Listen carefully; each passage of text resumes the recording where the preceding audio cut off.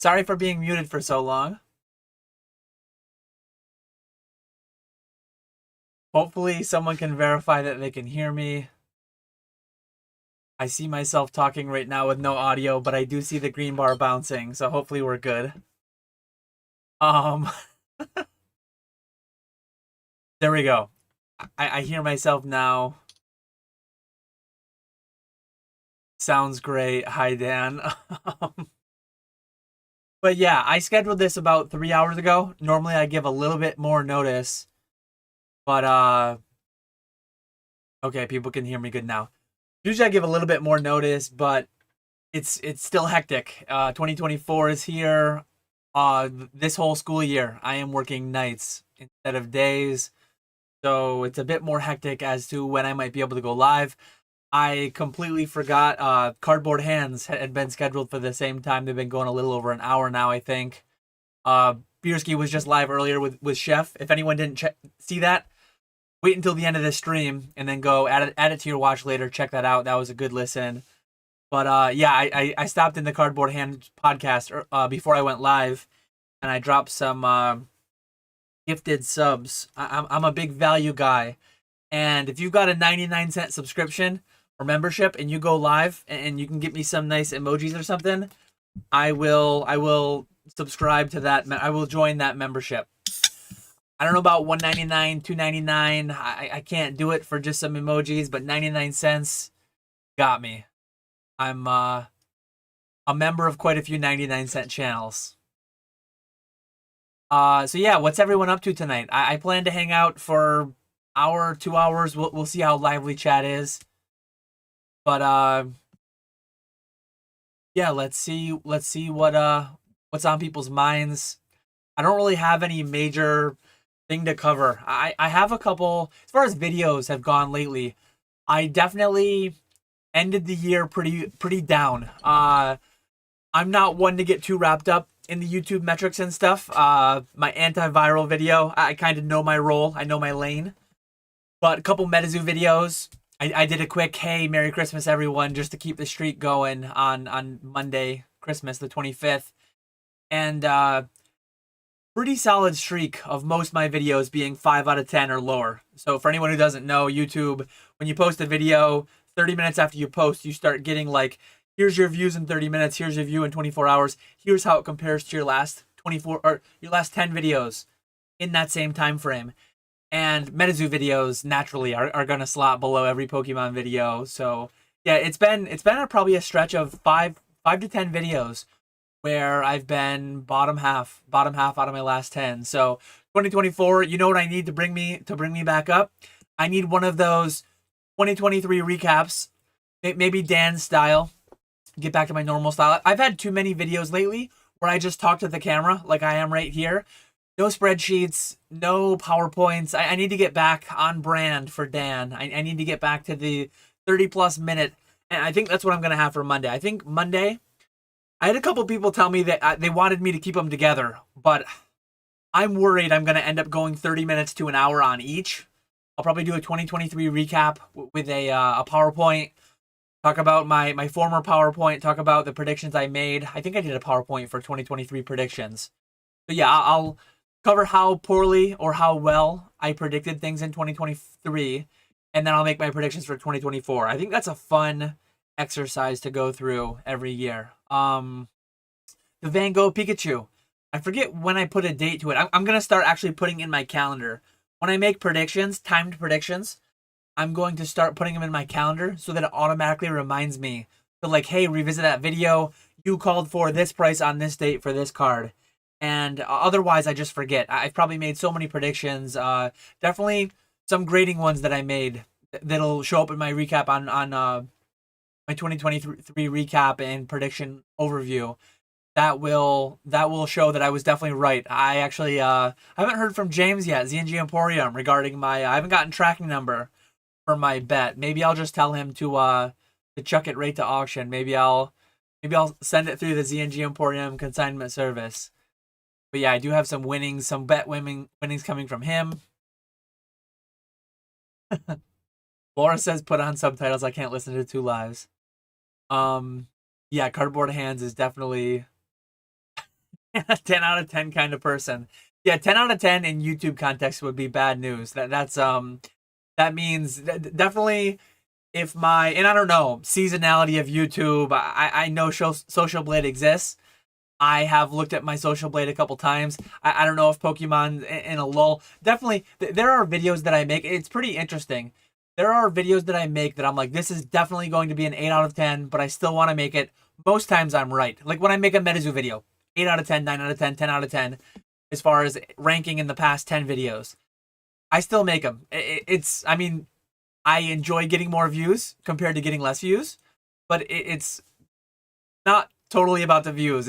This channel is not made to be like Plus EV, a good hourly rate directly. Indirectly, it gives a lot more than it does directly. As far as putting my name, putting my face, putting my brand out there, consignments couldn't happen without that. I think it helps the Patreon to some extent. All the things kind of coexist and work together. I do indirectly the affiliate links to my eBay and all that. So the indirect is better than the direct. But yeah, let me scroll back up and see if we've got any questions. We got Trow TCG in here. Nice to see you. Winners win. Repeat. Winners win. How does it feel to know you paid for Brad to be subbed to Giovanni? Yeah, I went and I dropped a bunch of gift subs to the Cardboard Hands live over on Retro's channel. I'm fine having paid for Brad's memberships. If he's got some cool new emojis on behalf of me, it'll keep me. I think I live rent free in Brad's mind. He's always there. Anytime I post something in Discord, within 20 seconds, Brad must have notifications on for my activity, because anytime within 20 seconds, I see Brad G Cards is typing every time, without fail. So yeah, every time he uses an emoji over on Retro's channel, he's gonna know where that one came from. Keep me fresh in the front of his mind.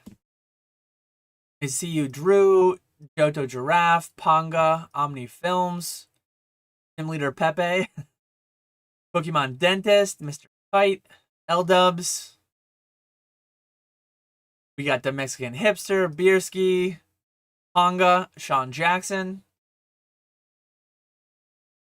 Yeah, Walrus has the 1 year badge now. I think the first few 1 year badges are out there now. There are not too many. Man, can't wait for Cardboard Hands to end shaking my head. There's not too many out there, but there's got to be a small select few. Some of the earliest subscribers, some of the earliest members would have the highest tier. I think that's the highest tier. I think 1 year is the highest tier default change. Music's a little loud. What's good, everyone? Sad I missed Bierski's live, but I'm sure it was Chef's Kiss. Absolutely. Omni Films is playing Halo 2. Got Tommy T-Dog, Lindell. Boy123. I did not yet watch Argos's video, but I did see that Argos put out a video about the Kuromi sales. He actually sent me, I saw in Discord a little bit some of the sales relative to the main sets, but I didn't touch Kuromi Cryptid Carnival. I didn't have access to it at partner pricing. Not to get into Medizu so early into a Pokemon stream, but I think it's inevitable. I made my video. I talked about stuff. If people have questions, I can answer them. Is this 99-cent emoji investment considered tax advice, Dan? Hey, I was talking about what I do. Just like this whole channel, none of it is direct advice except for that one video. I called one video tax advice. I called one video investment advice, I believe. So those ones were, but generally speaking, they're not. I just tell you what I do, not advising you what to do on your own. DB Royalty, we got Chef. We got Brandon in here.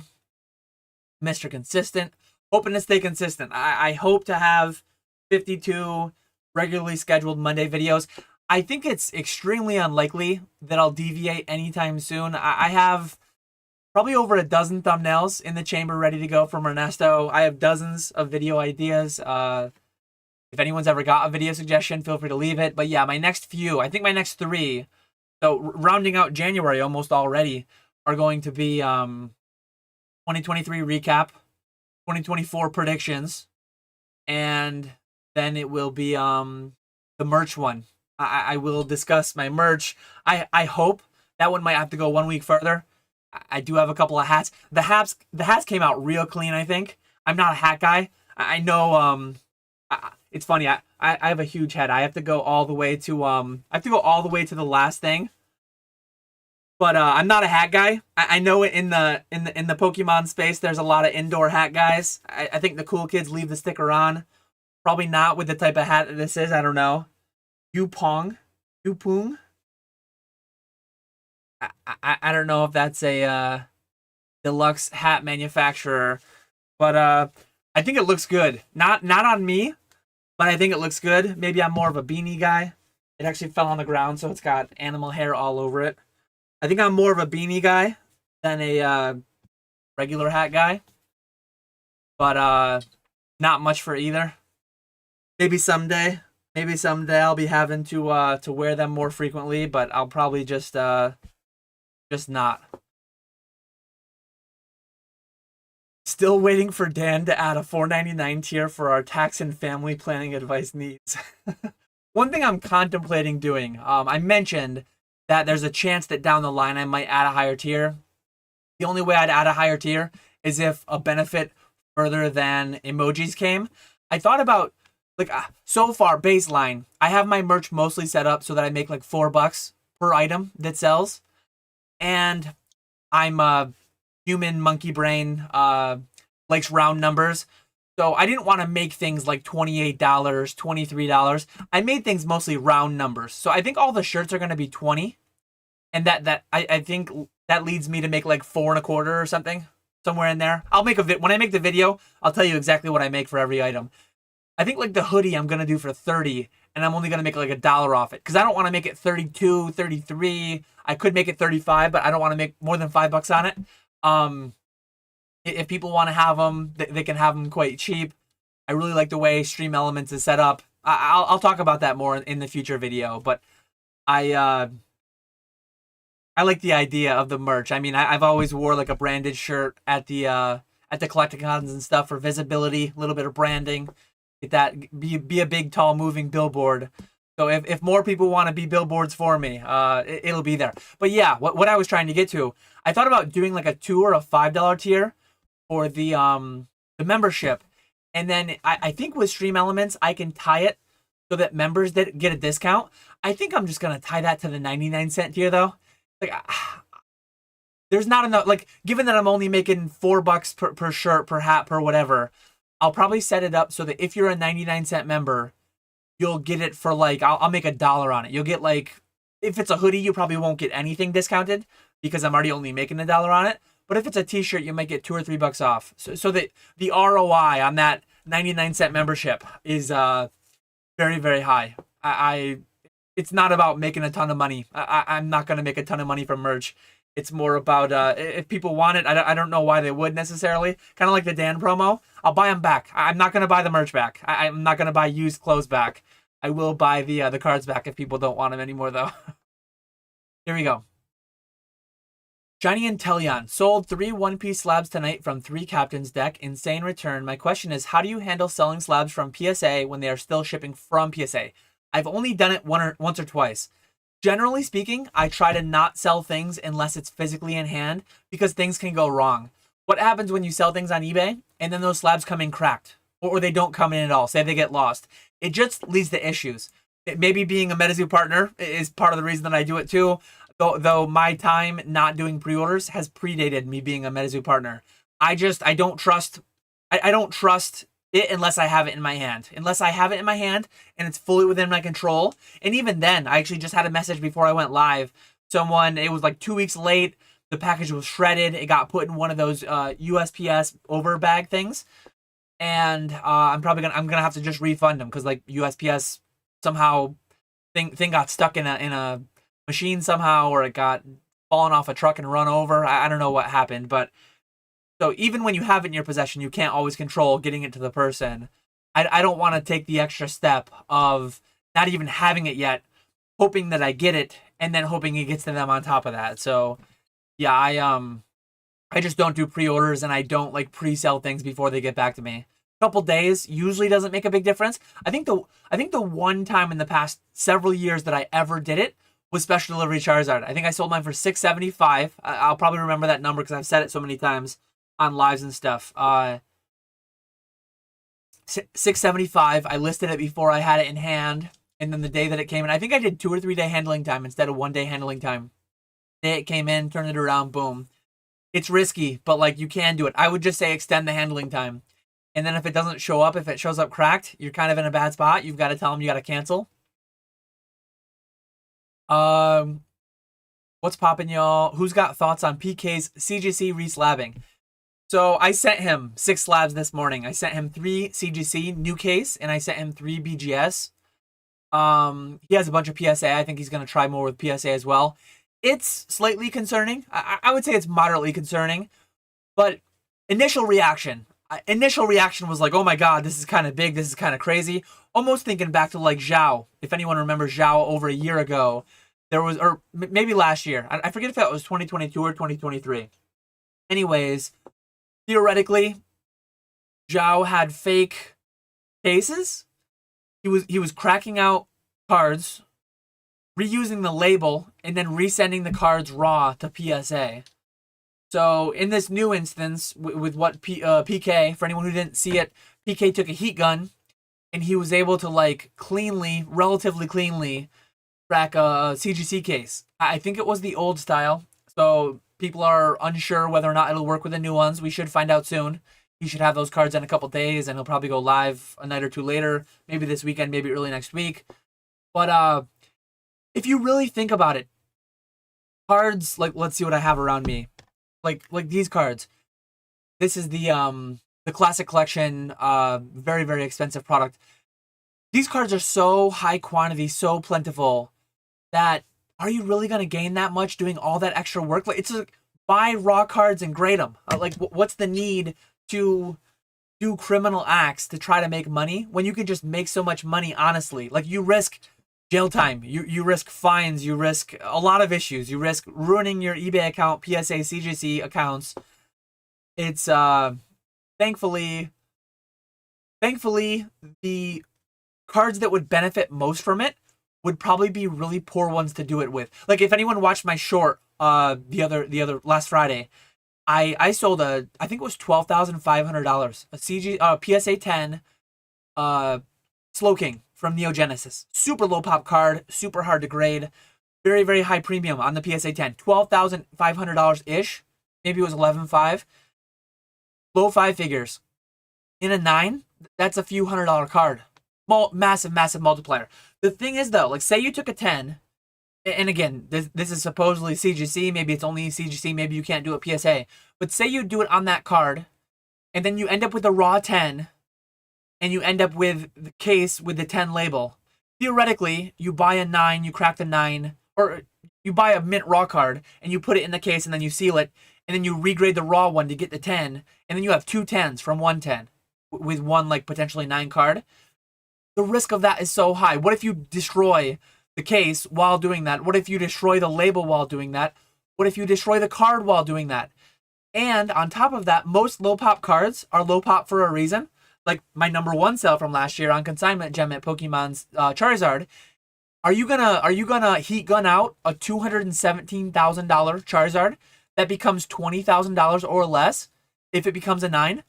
So it's like you're gonna do this so that you can pay 10 grand for a raw mint or near mint card to put in the case that's maybe destroyed if you screwed up, and then you're gonna regrade the 10 that's raw that might get a 9 anyways, or an 8, or who knows what happens. It's very, very high risk if you really think about it. If you want to say, like, well, what if they take a $500 card, it's only a $200 9 and it's a $500 10? Those exist. There's some alt arts that do that. There's some mid-air. There's some random cards that do that. I don't know. I don't see it being a super prevalent thing. Maybe to some extent it already goes on. But box resealing is a thing. Pack resealing is a thing.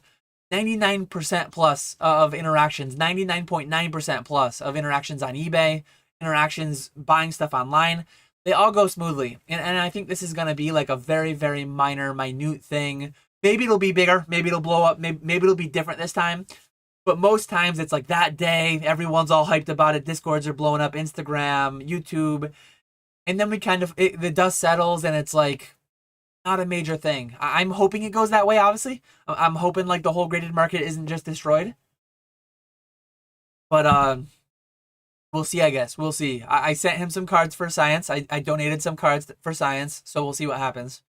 Um Royalty has an OPO1 on auction right now, currently at 1,075. Crazy. Did you get anything exciting with your TCG Player 3K credit? I haven't bought anything yet. I don't think that expires anytime soon. I probably have like $4,000 credit, counting all the sales tax reimbursements they do, which is really annoying. On top of the $2,500 credit that I bought, on top of the $495 bonus credit that I got. Uh, so yeah, I might end up buying Sword and Shield cases. I'll probably end up buying a bunch more Celebration Charizards. Hopefully get a Black Label one. Probably not though. We'll see. But it'll probably be a bunch of Celebrations cards. It'll probably be a bunch of easy to grade cards. Easy to grade cards. Make those participation trophy 10s.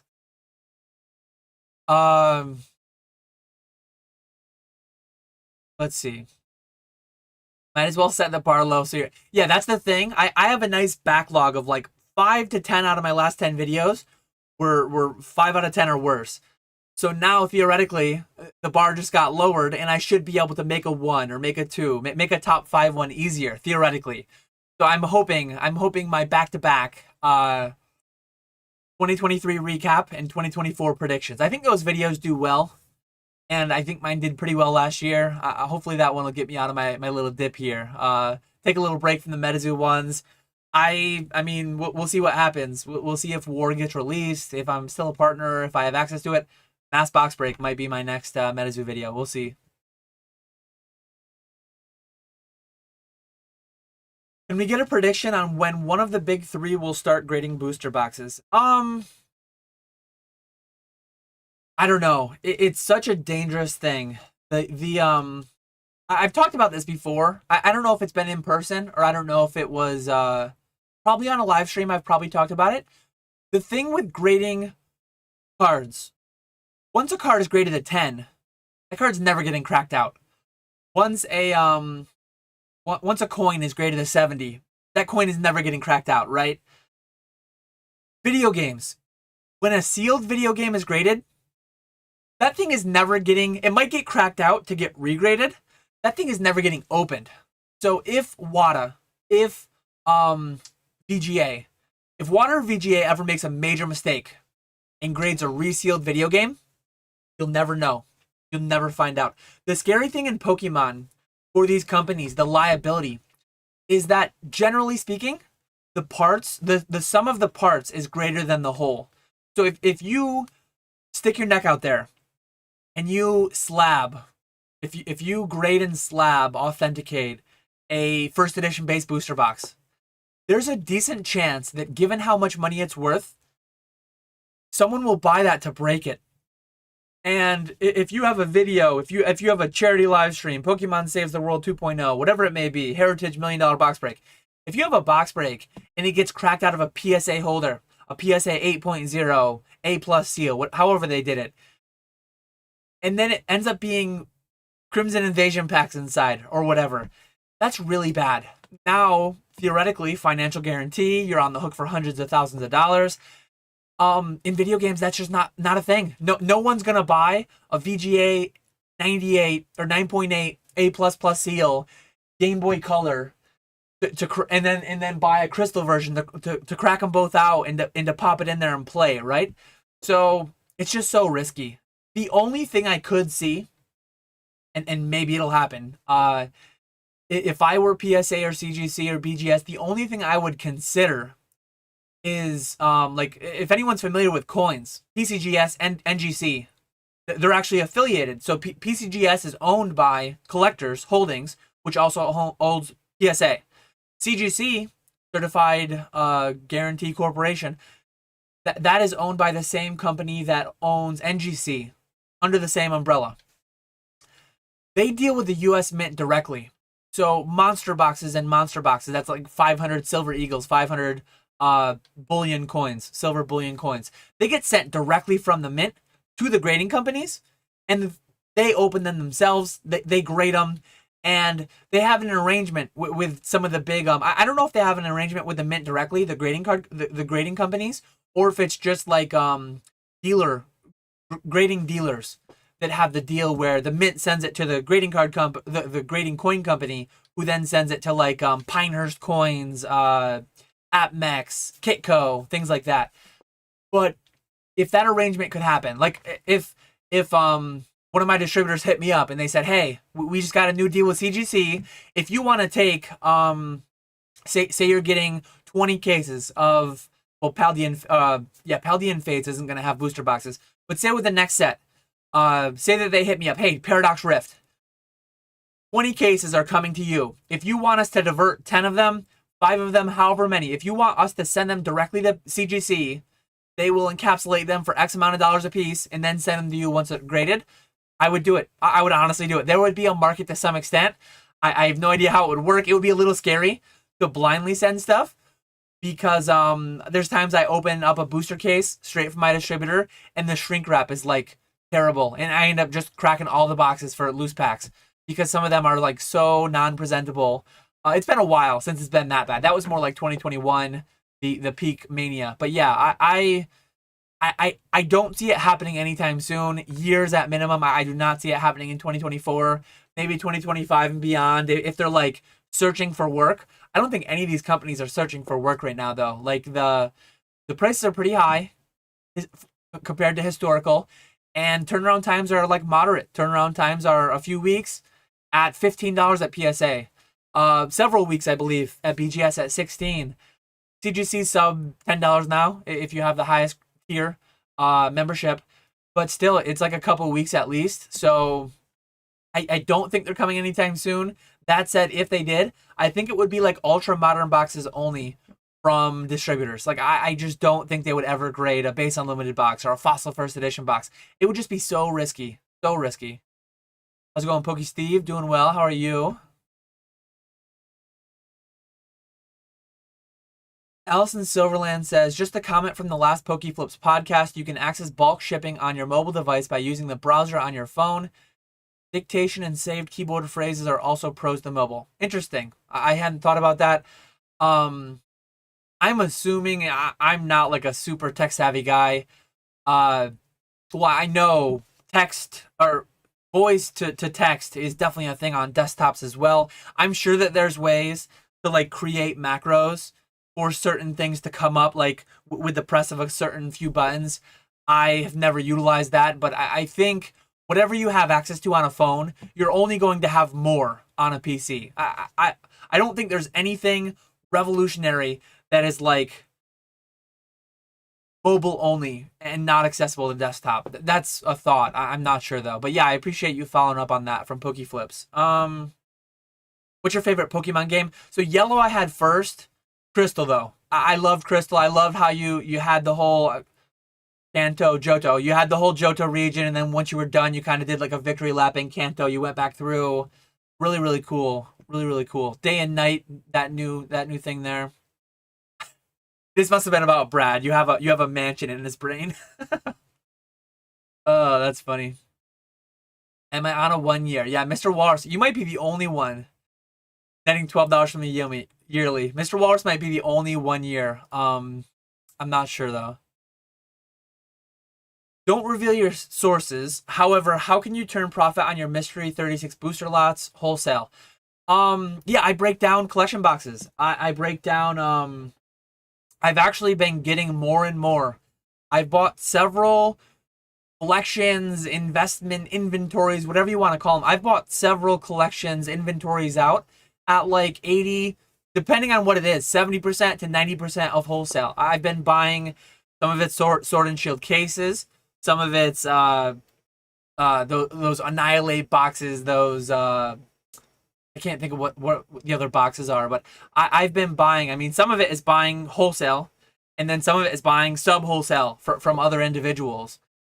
But initially, my initial, when I made that video, those initial costs were very low to get a bunch of sales volume. And then my prices went up like 20%. And the sales are a lot slower. But that's what I want. Like, I want to find the equilibrium to just match what my supply is. I want I want to find the equilibrium price point where it's just high enough to get the max margin to get rid of the inventory quantity that I need. I didn't trim the beard at all, but I did get the fresh cut. Yeah. Oh, you need to rock that hat now. I'll grab a visor. I don't think a visor is an option on Stream Elements. Stream Elements is they have quite a few different things. It'll mostly be t-shirts, hats, hoodie, sticker, then like a desk mat. I need to see how the quality of the desk mat is. I'm waiting to launch everything until I get everything in hand. I want to make sure it's decent quality. Really happy with how the stitching came out on these. Pretty nice, I think. Brody Play said, my head usually fits 61, 62 centimeter hats. I don't know how big this is. It probably says somewhere. It's 80% acrylic, 20% wool, made in Bangladesh. I don't think it says the size though. But my head, it barely fits on my head all the way stretched out. It's like fairly tight on there. So I'm not gonna be rocking this one. I might be rocking this one though. We'll see. Um, I hope not. If there are extra copies of the damn promo, I do have the sealed bricks beside me. I still have 3 sealed bricks. Video evidence right here. You can see the KA in the corner. There's still some amount. There's still some on eBay. If anyone's interested, the damn promo is still available on eBay. I want to say there's like 15 to 20 left somewhere in there. I have no idea what size hat I wear. These are both one size fits all, and they barely fit me. So the other hat doesn't say what size it is either. The beanie and the regular hat are just one size fits all, and I'm pushing it. Then got a size 12 head, probably. I don't know. What straddles the fence of moral gray area that many don't support, but you're adamant about supporting? I would say, like, is this in Pokemon or is this? I probably won't want to do any in life because that'll just be polarizing, probably. Well, like more politically polarizing, which I want to avoid. Polarizing in Pokemon, it's like who cares, whatever. I think like Pac Wang is one that I point to historically speaking. A lot of people were against Pac Wang. Go back to E4, go back to 2015, 2016. I was posted on E4. I actually had I butted heads with Gary, King Pokemon, a little bit over the topic. And I've always been like, as long as you disclose it, as long as you're honest about it, you can't help what the next guy is going to do. Maybe they're not going to be honest about it. So Pac Wang is one. Mystery product, as long as they're open and honest. Like, there's my Omega Mystery Pack right there. As long as those cards are actually in there, I think it's fine. People are after different things. Your EV, yeah, it's probably pretty rough. Your EV on opening a lot of packs is pretty rough. I wouldn't advocate people like buy them. I generally speaking, it's not going to be plus EV to buy them. It's not going to be plus EV to buy and rip packs either. Maybe this is even more negative EV. This is someone else making money instead of Pokemon making money. But overall, I guess the whole mystery product thing, as long as it's all open and honest, I don't see an issue. That's like very, very mild, I think. Maybe you were hoping for something more spicy. I'll try to think of something more spicy on that. What straddles the fence of moral gray area that many don't support, but you're adamant about supporting? That's what I'm gonna stick with for now, but I'll try to think. I'll try to think of more. That hat at Walmart checkout screams, my baby mama is paying my groceries. I need to see you in Old Skool Pokemon battle on Pokemon trading card game live. Definitely gonna try to do that. Definitely gonna try to get that scheduled. We did talk about that in our last Pokeflips. We're not gonna put through one of our guests through that, obviously. So it's gonna be one of the every other the once a month Dan and Nick only streams. Looking forward to that. Appreciate you, Omni. You're a wholesome dude. Ain't nothing wrong with a baby mama paying for groceries. What is the Walmart meat to merch exchange rate? Oh yeah, I should sell I should accept if there were a way I would accept Walmart gift cards on my merch store so I could go buy some prime ribeye or some tomahawk ribeyes. Hi Dan, what's more speculative to you right now, One Piece or Lorcana? I think both are extremely speculative. I think all of this is just inherently is the word I'm looking for. Inherently speculative. Um, Lorcana is made by Ravensburger. Ravensburger, I believe, is like they're mostly a puzzle manufacturer. Board games, maybe. I think I have a couple board games that were made by Ravensburger. And then One Piece is made by Bandai. I don't have a huge knowledge of like the history of Bandai games, but I think Bandai games have historically done pretty bad because the whole game pieces thing. If anyone watches Alpha Investments, game pieces, they print the crap out of them to make them accessible to everyone. And when everyone can have everything for super cheap, people don't want them. Prices go down, and then LGSs don't want to carry them, and blah blah blah, and so on. I very much am on Rudy's side with this. I think the whole game pieces thing, accessible to everyone, is not the way for long-term success of a TCG. And I think both are quite risky due to that fact. Due to, from what I've heard, secondhand, third-hand information, apparently Lorcana representatives at Comic-Con or one of these big conventions were just openly saying, like, yeah, we're going to try to make a lot of this for everyone to have access. And again, Bandai's history. So I think they're both really, really risky. That said, I'm buying One Piece from my distributor. It's less risky wholesale. I mean, I'm paying 60, 70 bucks a box, whatever it is. I forget what it is. I bought OP05 for maybe 800 bucks a case, 900 bucks a case. Insta flipped 4 of them for 2,000 bucks a piece. I think the highest I got was 2180 and the lowest I got was 1980 maybe. I'm going to keep flipping it into the market, kind of like what I did in 2020 with Pokemon. That was cool because I had Troll and Toad Evo. I could just dump them there, not even touch them, and make money for having been with my distributors for years. But yeah, I'm gonna mess with One Piece till it burns me.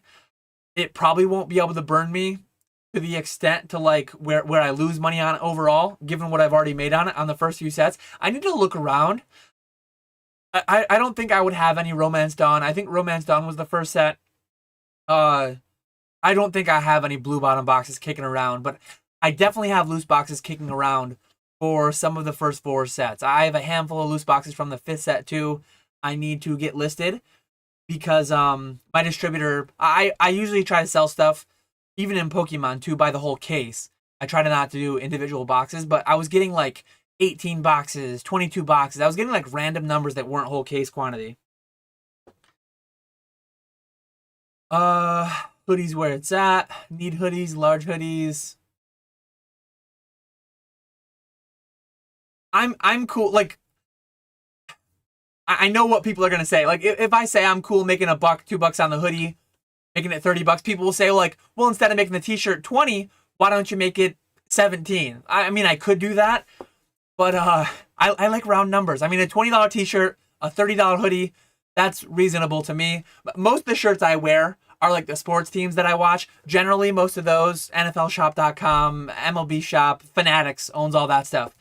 Most of those are like 15 to 20 bucks a piece. Some of them are like 25 bucks a piece. I don't really go that high. A lot of times I'll pick up the ones that are like on some kind of a sale or do like a Black Friday, Cyber Monday thing. To me, 20 bucks for a t-shirt, it's kind of expensive, to be honest. Like a lot of the t-shirts, if I didn't wear, like if I had a way to get actual merch of one of my things that I support, I would try to get cheaper than that. But that's pretty much what they cost. So yeah, it'll be there at those prices. I'll do 30 on the hoodies. I'll do 20 on the shirts. I think the hats. I think the knit hats are going to be 20 as well. Whatever it is, I'll just show you. I'll show you the back end of Stream Elements. It's actually really cool for anyone else. For anyone else who has a channel or doesn't have a channel, if you ever make one in the future, the whole idea of merch and all that, like Stream Elements actually provides a really cool way. It's like a low hurdle to get into it, because if you think about the logistics of selling merch, as far as like buying 50 shirts or buying 20 shirts, small, medium, large, extra large, 2X, if you had to stock all the sizes, all the colors, if you had to guess how much demand there would be for each, that would be miserable. Like if you think about it, it's actually kind of crazy that they can produce. I think shipping is a little bit, I think I had to order one more shirt to test the logo sizing and placement, because wave 1 logo placement was poor and the sizing was too small. So wave 2, I ordered one shirt. It was 20 bucks with $3.99 shipping. So 24 bucks, like to your door, of a custom made, like one-off production run shirt. That's pretty reasonable if you ask me. In for me to try to like stock, like I'm sure if I hit up a local company that makes t-shirts and stuff like that, I could probably buy shirts for like $8 a piece or something. I could probably make more money selling them for the same price. But imagine like how many pink ones, how many blue ones, how many black ones. It would be a nightmare, all the sizes. And then I get stuck with like 10 women's mediums or 15. No way. Like I would never do merch if I had to order all the sizes and stuff myself. It would be miserable. So Stream Elements has a really cool streamlined thing for that. Oh, Pokemon. Cardboard hands is greater than catch 'em all collectibles. That's fine. That's an opinion. That's an opinion. You're allowed to have one. If you could mandate one subject be taught in either 1 or 2 semesters of all high schools in America, what would it be? Learn to code, taxes, IQ tests, so Timmy's would be humbled. Um, I would go with just personal finance. I know I took fairly high level math in high school. I went to a really small school. Our highest level math, we had one AP calculus that was not mandatory. Even pre-calc, the one before that, was not mandatory. I think we had math A, B, and then math B. I think they do it different now from when I went there. I think they do geometry, and they do pre-calculus, and they do whatever other, however they split it up. But yeah, then in high school I actually bridged to college. I bridged to a local college and I took linear algebra and I took calc, like a calc 3 or something, calc 3, calc 4, higher level calculus. Um, so I was pretty advanced in math and I was not exposed taking all those advanced high level classes. I was not exposed to like amortization tables very frequently. I remember, I think it was pre-calc, so it wasn't even a mandatory class, but I was exposed a little bit to credit card interest rates and a little bit to mortgages. Nothing about like marginal tax rates. Nothing about like taxes. What's that saying? The only sure things in life are death and taxes. And then you don't even like learn about taxes really. At least in my school. Maybe it's because I went to a little backwoods school. Maybe more people learned about that. Maybe that's more. But for me, it would be like personal finance. It would be more applicable math to everyone. It would be um not like balancing a checkbook and stuff. I don't know if people actually do that anymore. I use checks, part of my business, part of my personal, a little bit here and there, a few times a year, not much. But I know my parents, my grandparents, they still like balance the checkbook and stuff. I have online banking. I do that all in spreadsheets online and all that. But I wouldn't go into like balancing a checkbook and all that. But like just learning to apply your math into finances. The difficulty that would come from it, though, like I fully understand the difficulty that would come from it because you'd have the blind leading the blind. I mean, some amount of my dad always tells this story. My dad talks about how his like he was kind of a problem child back in school. He was kind of just not interested. He was not interested in a lot of it, and I think he lots of C's and stuff. C's get or D's get degrees is the saying. But anyways, he had a guidance counselor that kind of basically told him you're gonna go nowhere, you're gonna do nothing, and that guidance counselor, person who's supposed to be like guiding children, guiding young adults into their adulthood, and like went bankrupt multiple times and just so bad with money, like such a train wreck in a lot of ways. And he is employed to like lead people, and so many conversations that went on with guidance counselors and go on with some not forcing but like really pushing college with no direct plan. And so somehow like personal finance, just general life skills, I think going back to my dad and all that, like he excelled in shop and wood shop, woodworking class and stuff like that. And we had some of that in my school. I don't know how common that was, but I think it was called Introduction to Engineering Technology. I had a class where I welded. I had a class where I learned to braze with a torch. I learned to I turned flywheels on a lathe. Oh man, it's literally like right outside of my office. I wish I could have it. I made a little like air engine. I remember everyone in the class was specialized to like one component. Certain people made the piston. Certain people made the flywheel on the lathe. Certain people made the crank. Certain people made different components. Certain people just made the wood base. They just took like a 2x6 and they cut it in chunks for the base, depending on their level. And I remember me and one of my other friends from high school, we went through and we're like, I don't want to use their crappy flywheels. I don't want to use the. I think we were one of the flywheel makers, and then we also made the crank because we were one of the only ones the teacher trusted with the torch. So we mostly brazed all the cranks, and we also made flywheels. And then we're just like, can we make everything on our own? Like, I don't want to use their crappy piston. I don't want to use their crappy this and that. So yeah, we went through and did all of it. I think that stuff's like being able to work with your hands, being able to like when you go to flip on the light switch and the light bulb doesn't turn on, not having to call someone, like being able to just go in and do something. I don't know how many people can actually do stuff like that. Brakes on your car, changing your oil on your car.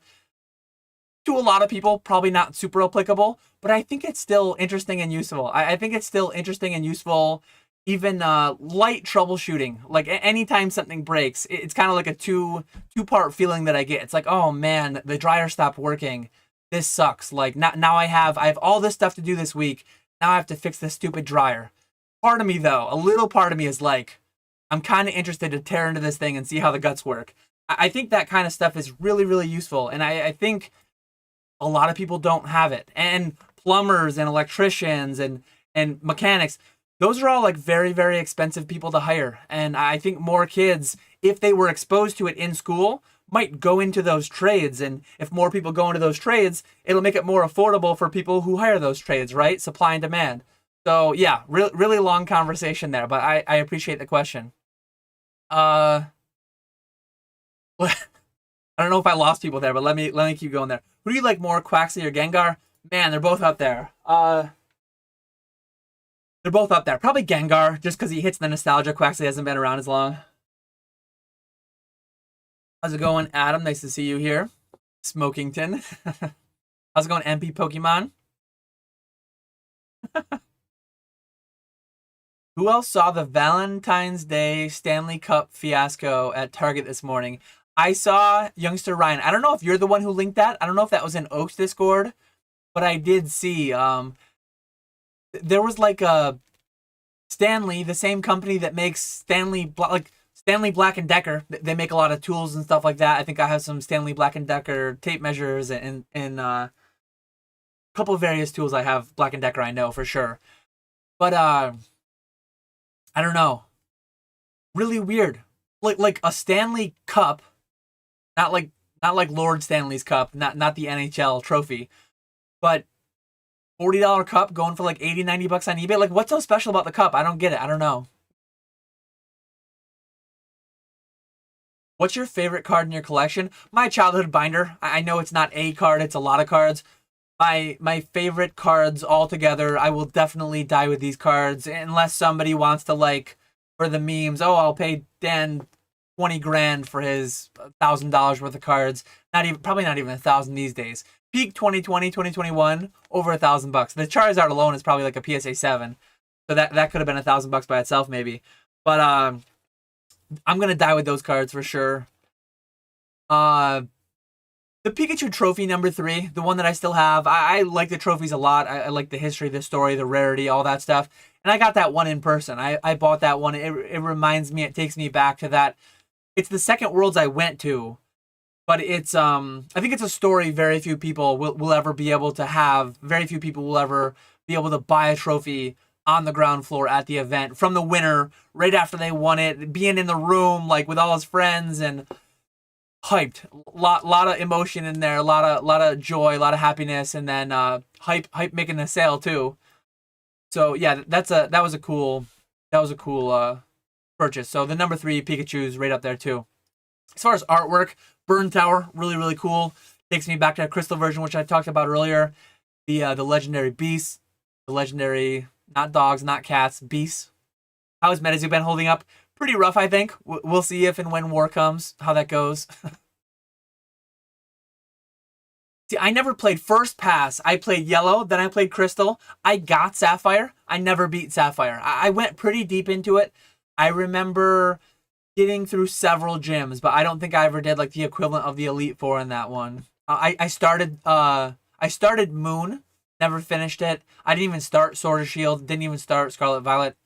I have all of them. I went back and I bought Black, White, Black 2, White 2. I have like not only one of each generation, I have just every one. So someday when I want to, I I'll play them all hopefully, but I sent 4 Yokohama Pikachus to PSA today. Am I a millionaire now? No, but you might be in 3 months, 2 months. Maybe not, though. Probably not. Don't plan on it. I look like 2021 clean shaved Dan. Oh, that's funny. This is where Sugar Mamas come in. So Shiny Intellion asks, how do you effectively allocate money from the business to pay your bills, but also still put money in the business so it grows? I'm struggling with this currently. So I started this business in 2014 with $5,000.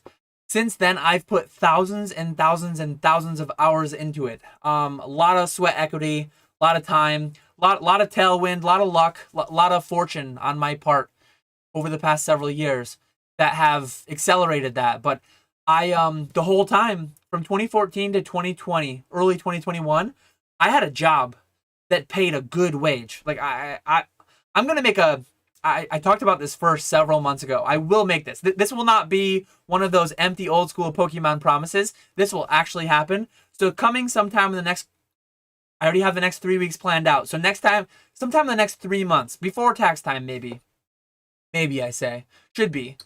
I'm gonna do like a Catch 'em All Collectibles Dan household budget video. I think very relevant to a Pokemon business. If you're gonna do this full time, you gotta like, if you don't have a sugar mama like I do. So on top of me having my own employment for the first several years that I did this, and I didn't have to take a penny out. I put $5,000 in and I let it compound, let it grow, profiting cards. I never took money out. But these days I'm taking money out to fund retirement accounts, to pay off my house like I did in 2021. But I don't take money out to pay household bills, to pay daily bills. My wife makes enough to support all that. So I take out minimal amounts if we have a project, if we have something like that. But overall, I mean, I'm taking out a lot. I take out a lot every year. I take out enough to max out multiple IRAs, 401ks, all that. So I'm taking out a lot. But it's because I have going on 10 years worth of inventory, 10 years worth of backlog, 10 years worth of like momentum. You can't get right to that off the bat. So don't try to like shortcut into. I would never recommend anyone just up and day one with no inventory, no history selling this stuff. I would not advise anyone quit their day job. I would advise everyone side hustle it until it seems like you really know what you're doing and you really have a firm footing, and maybe you have a sugar mama or a sugar daddy on the side that pays the bills so that you don't have to take money out. That's where I'm at. And I want to make this year, I want to get back into making some more like the first 3 things you need to do to start a Pokemon business. The 3 biggest mistakes people make starting a Pokemon business. One of the biggest mistakes people make are being way underfunded, way undercapitalized. If you start a business today with little to no inventory and you need to take out $5,000 a month, $10,000 a month to pay your bills, that's just that much harder. That's that much less runway you have. If or when things start getting bad, if things stop stonking and you need to pull out $5,000 a month, $5,000 a month, $5,000 a month to pay your bills, or maybe it's your overhead. Maybe you open an LGS day one without any experience, without any inventory, and every month the lease hits, the insurance hits, the payroll hits every week, the electricity, all the supplementary stuff, and supplemental stuff, and you just have a lot less runway. So I built a huge runway. I built a massive foundation so that I could weather a lot of storms. And I would advise everyone do the same because it's risky. It's risky business. Um,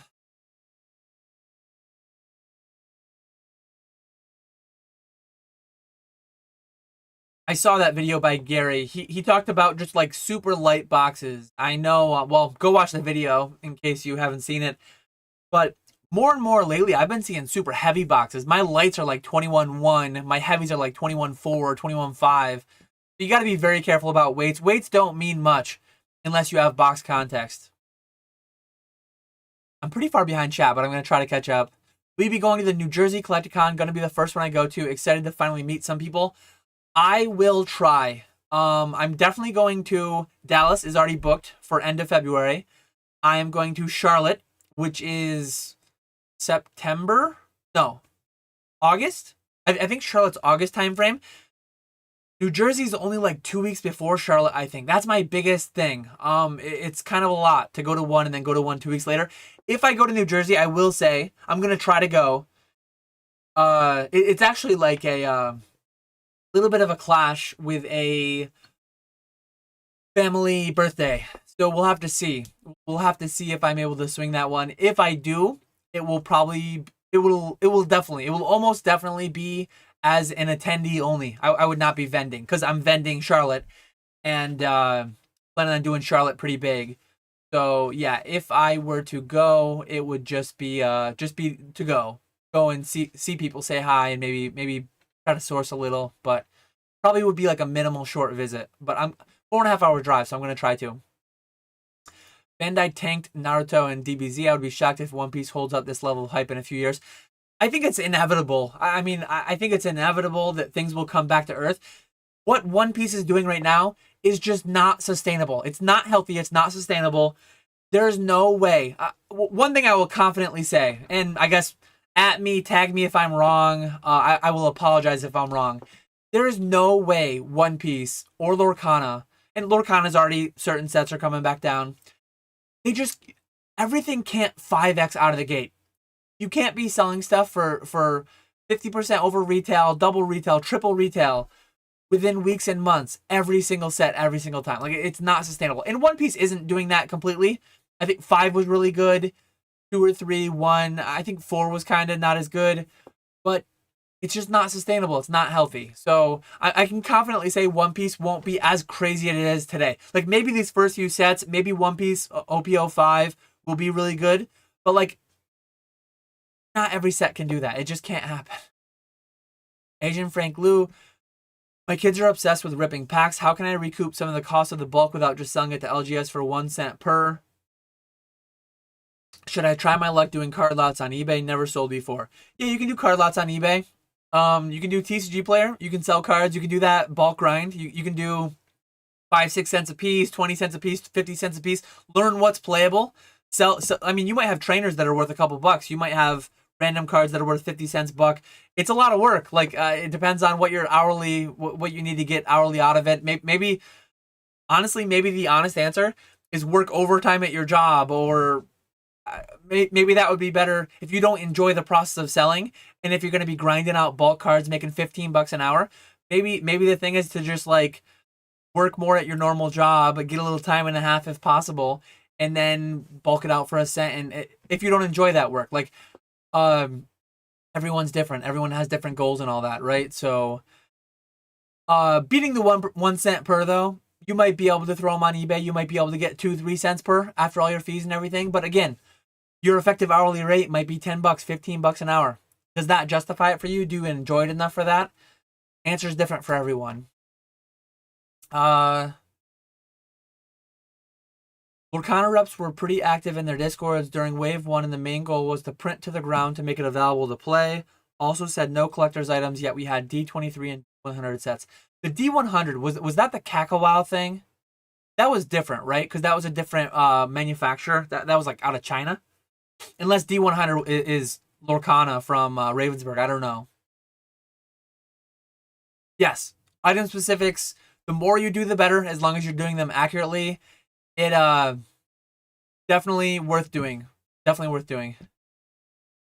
The terrible, yeah. Mets, Jets, Rangers are hot though. I will say I should have wore a Rangers shirt. I don't think they're playing tonight. They had a bad loss the other night to Carolina. 6-1, I think it ended. But Rangers are hot right now. Jets, Mets, ew, no. A guy who cooks. Nice to see you in here. We got another chef. We got another guy in here who cooks.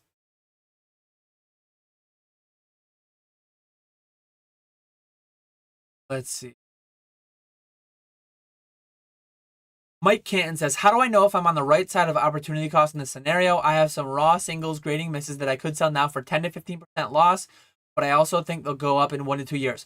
So the biggest thing, one thing I commonly say, don't go broke on good deals so that you miss great deals when they come along. So if this cash flow, if you were to take the 10 to 15% L today, is there other stuff you can do to make you money on your money? If you have enough capital that tying up that money for a couple years and kind of gambling on the future price of those cards, it isn't holding you back, then it's more reasonable to do it. But if you are seeing lots on eBay that you don't have the money to buy, that you know you could make money on, if you're not hitting up Buy, if you're not browsing Mercari, making those grading plays that you know you can make money on today, don't get so stubborn over losing money on individual cards if that cash flow is hurting you. I think historically speaking, I've been a little bit stubborn on the whole buy it now thing. I've been a little bit stubborn on sitting on a lot of things because I don't have the time to list them. And then they just like build up in a pile in a mountain in the background. And Troll and Toad Evo allowed me to offload a lot of that during a very opportune time. Very fortunate with the timing on that. But generally speaking, turning that capital, even at a slight loss, then you put it into stuff that 2x's you or 50% gains in a month, 2 months, 3 months. So it all comes down to, and another thing too, I don't know if this is your scenario or not. Are you doing your 401k match at your company? Are you carrying any 30% credit card balances? If you have $1,000 worth of stuff that you could sell at a 10% loss and then immediately pay off $1,000 credit card balance, it's at 30%, 30% credit card rate on $1,000 balance, that's costing you $300 a year. That's $25 a month every single month. So if you're going to hold this for 2 years to get back to where it makes you some money, you're bleeding $25 a month every month between now and then, on top of the money that you're not turning into more money making plays, right? So very personal. Like, and you don't need to answer this for me, but to answer this properly, you would have to give me a lot more information. Are you carrying high interest debt? Are you fully doing all the plays? Do you have the capital to do all the plays you want to be doing? It's a fairly low value total to my complete inventory. Yeah, everything still applies that I just said. MP Pokemon says, some of the best memories from high school came out of a shop class. Let them loose a few fingers are worth a lesson. I forgot to say too. So what we did at the end, I forget what the our shop's PSI was on the air compressor, 80 PSI, whatever it was. But anyways, what we did was as a competition, at the end, we ran the engines on just an air compressor, and whoever got like the highest RPM won. I ended up winning. I think I won, and the guy who was making the parts with me got second. So we went through and we made our own. We made our flywheels extra thin. We really pushed everything to the limit, trying to make it as successful as possible. And then I think we ended up getting first, second for that too. That was fun though. I wonder if PK's heat guns a Stanley. Lord Pokesmoke doesn't get the Stanley Cup thing either. Are you making plays on the new Taipei Pokemon Center opening Pikachu? I have a couple hundred of them that I have not yet sent out for grading. I am so bad. I think initially I bought a bunch at 20, and then I think they went down a lot.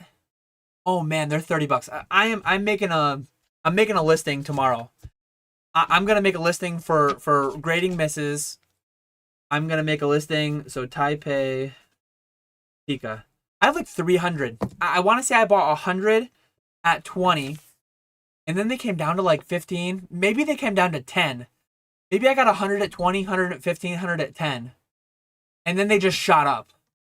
My guy was like, I can't get these anymore for you at that same price. So apparently I need to start selling those, because they are doing well. I've not sent any for grading yet either. I think they're fairly rough. I think they're tough to grade from what my source told me. I've not personally opened. I opened one. I think I might have already taken the pictures. Maybe I do have. I don't have a listing. I either don't have a listing or I do, and I listed it too high and they're not selling. I'm glad you said something about that, because I forgot about that. Dan's sugar mama pays all his bills. Can't believe you all take his financial advice. That's one thing. I talked about this before, but someday, I think I might make a finance channel on YouTube, and I want to do the full 100% transparency thing. I think certain people, and it's kind of a shame, certain people will, and I know Brad is mostly always memeing, but anyways, some people hold against others. They're only successful because of XYZ. He's only successful. He can only do this because he has a sugar mama. I have a sugar mama, and it helps.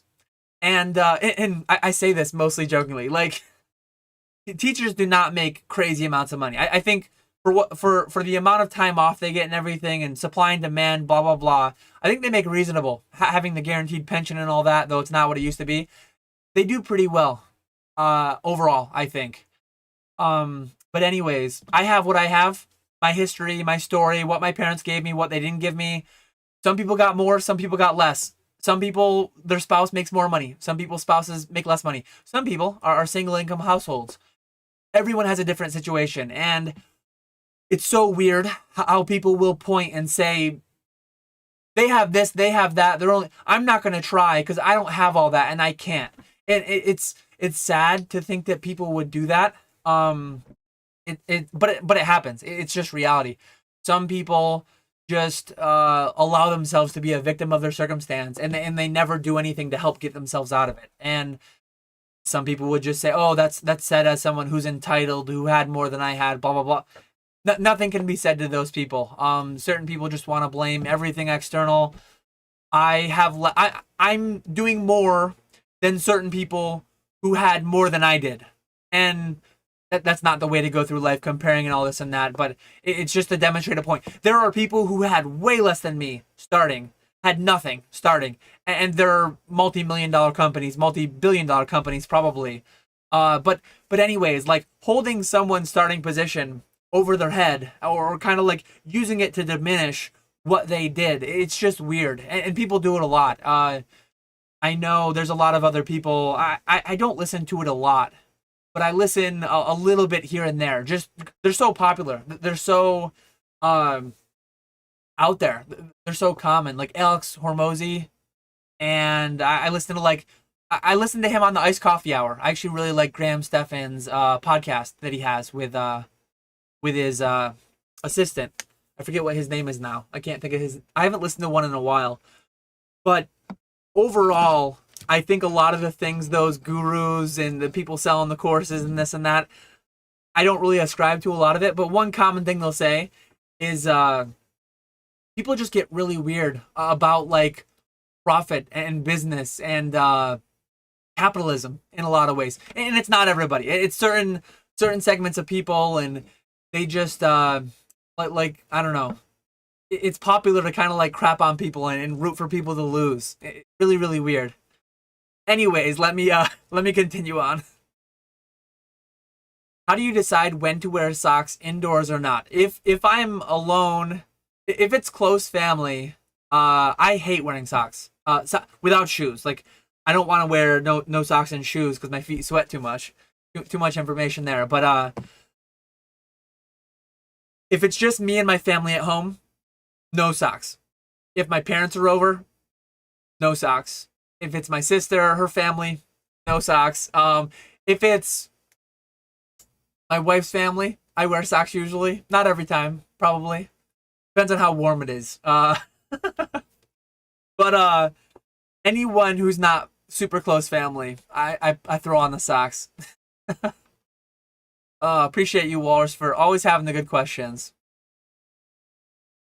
Walrus is not going to Dallas, dang. Might make Chicago. You better make Chicago. You are Chicago. I'll be at Chicago. I love that Mr. Walrus. I don't know if he's. I remember Professor Okuma got stuck with that name for some duration. I don't remember what the duration was. But Mr. Walrus, true 5% consignments available. I think he's further than Professor Okuma was. So I think Mr. Walrus, true 5% consignments available. I think he's doing this of his own accord right now. I don't think he's doing this by requirement, which I appreciate you for. Dark Lava Lizard might make Chicago. Talking about deep dish pizza. My only deep dish pizza I've ever eaten, I think, is Uno's. If anyone knows, Maybe I don't know how. I don't know if that's a regional chain, national chain. Uno's Chicago Pizza, whatever it is. Not a fan. I haven't been there in years, but not a fan. I know Little Caesars. I don't go to Little Caesars a ton, but usually I just get their traditional pepperoni pizza. They do sell deep dishes there. Having had the bad experience with Uno, like I haven't even tried it ever. Next time I do Little Caesars, I'll have to try one just to try it. True Chicago deep dish pizza. If I had to guess, is probably not represented well by Uno's, but maybe it is. Um, when I go to Chicago, I'll give it a shot. If people recommend me a place to go, I'll give it a fair shot while I'm there. Chicago might be the biggest. I think per our Discord, I think it has the most table signups out of all of them. Escaping late February, upstate New York weather for Dallas will be nice. Uh,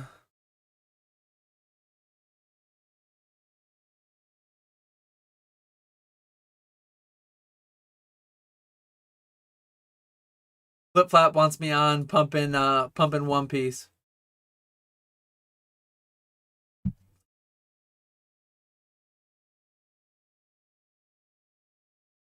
Johnny Intellion says, "What is the best way to source cards to continuously send out cards weekly to PSA so that I can buy and sell / cycle product?" One thing I'll tell you to watch out for, just make sure know that PSA. There have been times where I've sent out 10 submissions across 10 weeks.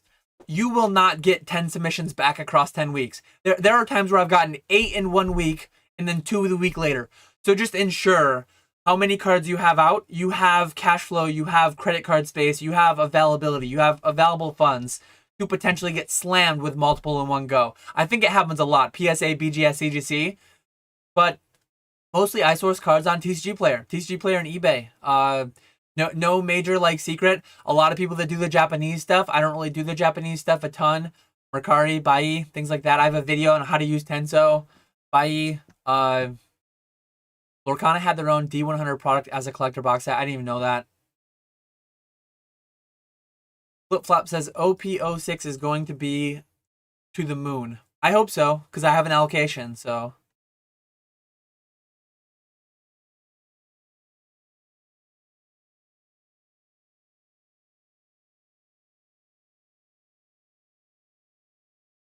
People are buying by love. It's not an investment. It's to consume. If people are buying $2,000 OP05 cases to consume, that's great. I mean, we'll see where it all goes. But if that's all to consume, I think Bandai is going to print a lot more to satiate that consumer demand. So we'll see how it all pans out. I don't know.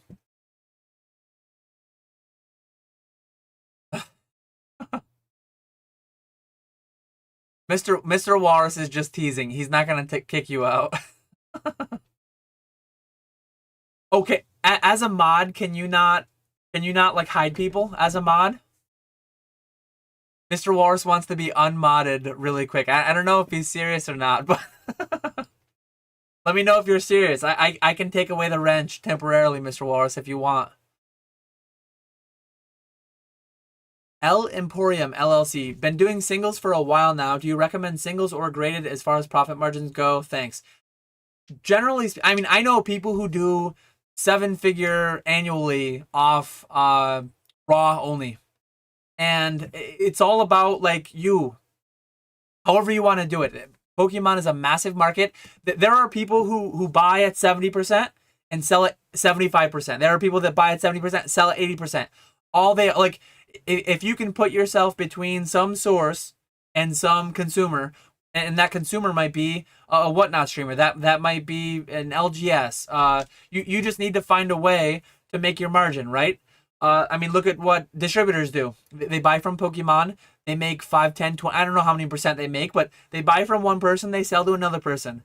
Whether you're buying from a distributor and selling to the consumer, whether you're buying from businesses and selling to other businesses, so many aspects, so many ways. I do a little bit of raw and a little bit of graded. The thing about graded, if you do graded, you have to do raw too, because you're going to have grading misses.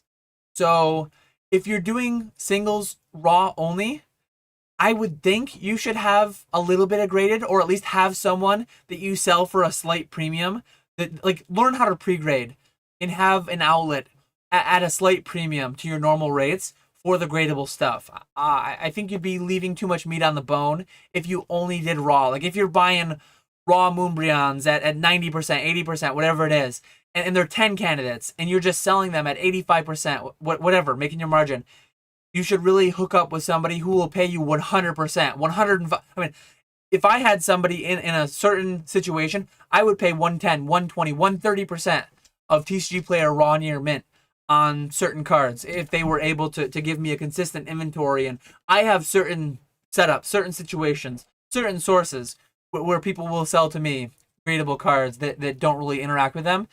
It's all about just, setting up relationships, meeting people, networking, things like that. But there's no, raw is not the right answer, graded is not the right answer. A mix of both is not necessarily the right answer. However you want to do it, because both can be done with great success.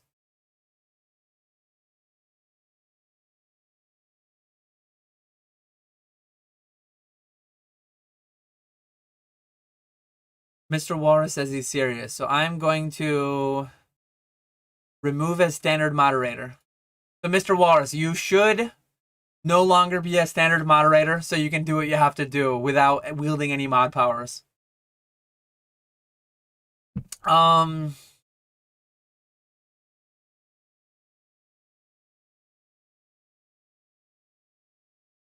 Mike Kitten says, thanks, the singles aren't holding back my capital, nor do I have any debt besides low rate mortgage, so I'll keep sitting and maybe try to sell them at shows for a better take home price or a ZBA. And one thing you can do too, list them higher. List them high. They might not sell. You have a little bit of sunk time into making the listing, and maybe they don't ultimately sell. Put a 5% promotion on them. List them where you would be happy selling them, and maybe they'll surprise you and sell. Maybe they won't. Maybe it'll be a little bit of time wasted. That's an opportunity too. Um,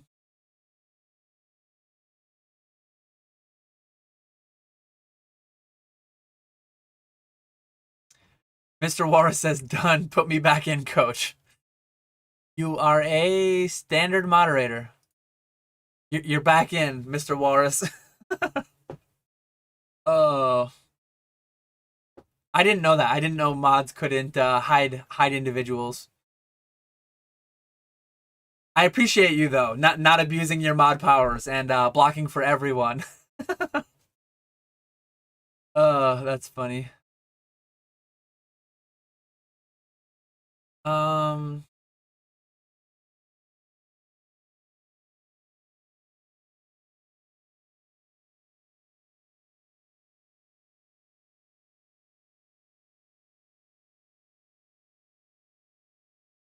Rainy Day Collectibles, appreciate you, Zakil. I think you would make a very good finance channel. You should do it. I definitely want to do it, but as I highly value consistency, I don't want to just like throw a video out there and then have no plan on, because I have a Google document that I keep YouTube video ideas. Um I have one for Pokemon, and then I have one for like finance. I already have a bunch of ideas. A lot of them are pretty straightforward. A lot of them are pretty standard. You could search, and you could, I mean, just like Pokemon. A lot of the Pokemon content I make, you can find from other people, but I just put my spin on it. I put my flavor on it. Um, there are so many videos out there optimizing Roth versus traditional, uh, financial independence, retire early, the whole fire movement. There are so many things on all the savers credit and optimizing little tax situations, and a lot of them are great, but I want to make one more my spin, my flavor, and see if people enjoy it. And if people don't enjoy it, if there's no demand for it, maybe I'll do it at labor of love type thing, see where it goes. But if it again, like if this channel had 500 subs, if this channel had 50 subs, I would probably not be doing it to the same set. The live thing almost certainly wouldn't happen. The live thing requires engagement to some level. But as far as making the videos and everything, if I were getting 50 views, 500 views, 100 views, I would probably still be making the videos because I do enjoy it. It's nice that relative to that, I'm making a little bit. I'm making a little bit of money from it. Certainly would love to get a bit bigger than I am, but happy being where I'm at too. And a finance channel, I don't think I'm gonna be Caleb Hammer. Actually, what Caleb Hammer? I love the overall idea of what Caleb Hammer is doing. I actually have a couple close family members, friends that I've kind of done a financial audit on in the past. And I like this style of content. I would do certain things differently. Clearly, he's had massive success. Um, but yeah, I don't think I'm gonna ever be a Caleb Hammer or a Graham Stephan or an Andre Jick. And I think there's value in what they do, but I think like Andre Jick and Graham Stephan especially, they go more mainstream. They go more like I don't know. Maybe I'll run into the same issues. Maybe I'll sell out. Maybe I'll do the same kind of thing. It would probably be hard not to when that kind of money's on the table. But I want to do more like niche topics, and it would be interesting because I think in Pokemon, it's more where a lot of people are Dan followers, Catch 'em all collectibles followers. Like I think I'm fairly small overall, but I have a fairly devoted fan base. Like relative to a 4,500 subscriber channel, 70 people in a live. That's pretty solid, I think. There are people with five-figure subscriber bases that have similar numbers in live streams, right? And I get 1,000 views a video, 2,000 views of some videos, almost every video. Low ceiling, but a high floor, relatively speaking. I think the finance content wouldn't be the same way though. Like I don't think I would have as devoted of followers, and I think it would be more likely that one random video could kind of pop off. Could maybe I could go viral in the big space that is finance. But I don't think I would have such a low ceiling and such a high floor. I don't think it would be as tight. I think it would be a lot more up and down, which would be interesting. It would be interesting to see how it goes. Dan Finance channel could happen. Definitely not this school year. Definitely not while I'm working nights, but someday. Um, my biggest fan, Brad, always knew you would sell out. Let's see. Um,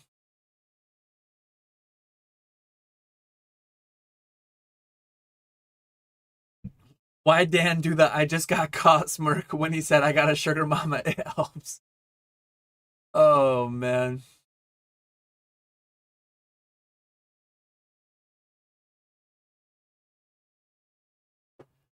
How's it going, Mason? Nice to see you in here.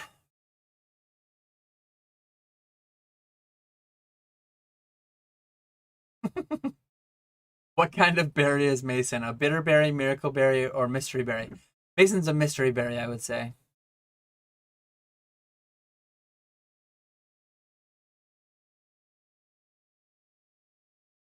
Thanks for coming in with the questions, Shiny and Teleon. We got Mr. Walrus asking about my sock wearing my sock wearing tendencies. Shiny and Teleon with some Pokemon business questions. I appreciate it. I'm cool. I'm cool with talking about fast food maybe. I've not yet started watching back Basics 24-hour live, but I am going to watch the whole thing. The thing that I fear a little bit, once I start it, I'm gonna get sucked into it and I'm gonna like have to finish it. So I'm definitely 2xing it. I hope there are mostly people like me that talk fairly slow. Basic, when he gets tired towards the end, he probably slows down a little bit. Maybe I'll start at 1.5, 1.75. I'm gonna skip over the half an hour that I was on, but it's gonna be like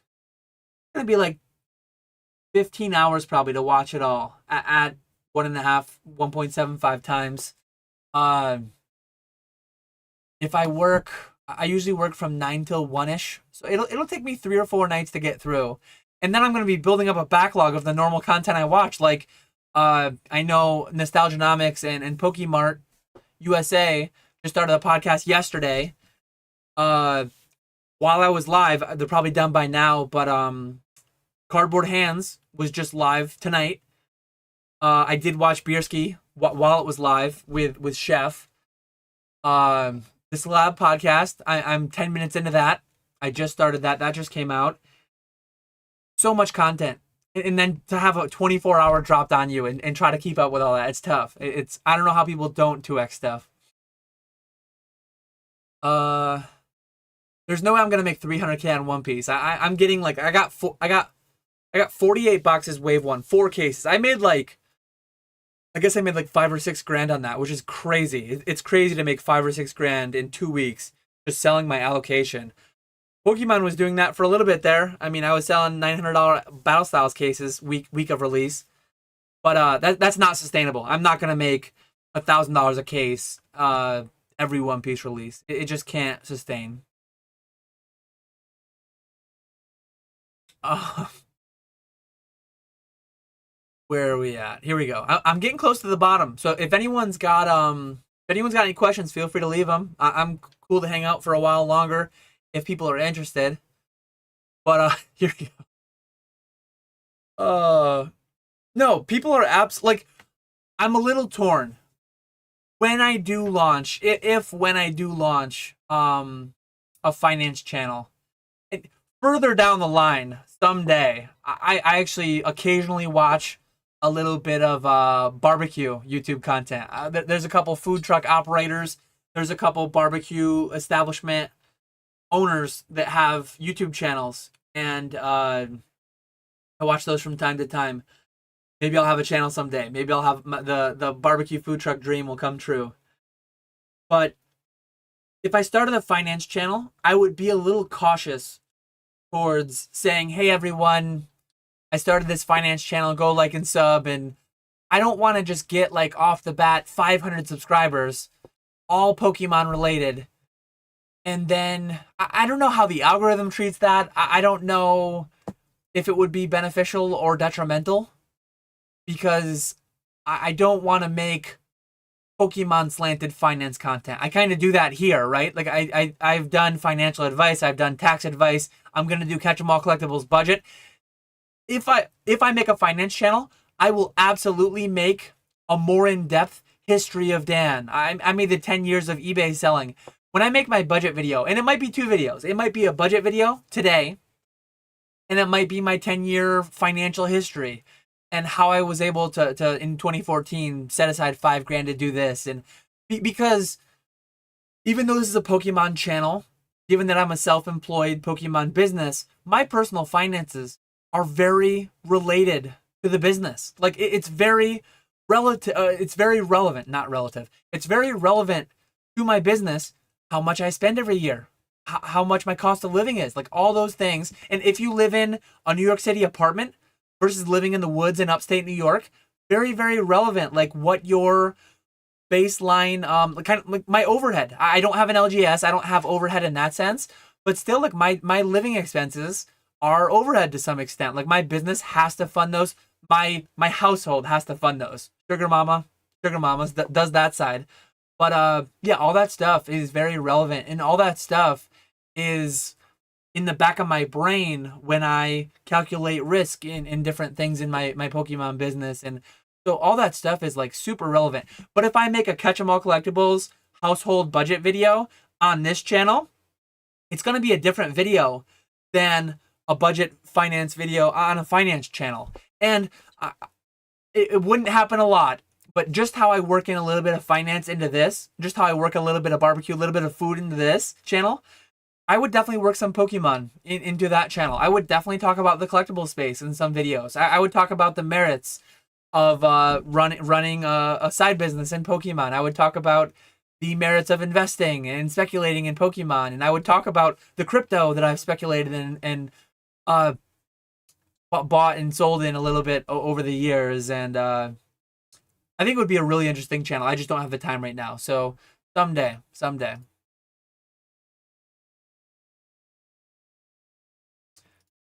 L-dubs. So what we need is Dan to go viral for finance and then Pokemon as an alternative investment. So if anyone watches Graham, Steph, and Andre Jick, they work in Pokemon, not a ton. I mean, for a while, for a stretch, I was watching all of Andre and Graham's videos. I actually met them. I met them both in Vegas at the Pokemon Saves the World event. Probably for the next 6 months to a year, I was watching almost everything. And then I just got into more and more Pokemon content, and I had to whittle down certain things. But I watched the occasional video, and a lot of times they'll like talk about Pokemon. They'll point to something Pokemon. They're definitely Pokemon collectors at heart. Well, not as in deep as us, but they're definitely into it.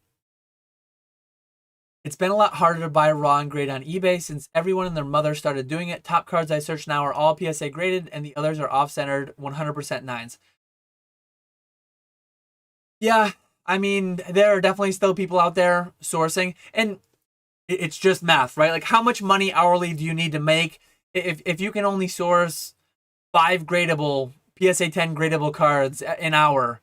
Just do the math. Like, that might equate to $50 an hour. That might equate to $100 an hour, depending on the cards you're doing and what your 10 rate actually is. Obviously, you're not going to get 100%, but it's just math. Open up a spreadsheet and calculate it all. Might still be worthwhile. Maybe you don't need to be sourcing 50 cards an hour to make it make sense. You could always have a main finance channel and a second channel for more niche topics. Finance CPMs are where it's at too. Hi, send. Yeah, I've heard that. I've definitely heard that. And I would be cautious. I would obviously there's a lot more lucrative uh collaborations and things like that in that space. I think the only things I've ever signed up for through YouTube, Yada. I'm not going to drop my affiliate link for Yada. I think I have one where I could get some amount of extra tickets. One thing I really like about Yada, and on this channel already, a video I would make on my finance channel is talking about how much I hate lotteries. People call them a tax on poor people, tax on people bad at math. I very much agree. Maybe pack ripping. A lot of analogies could be made. I did Moonbryon math behind Moonbryon, whatever I called it.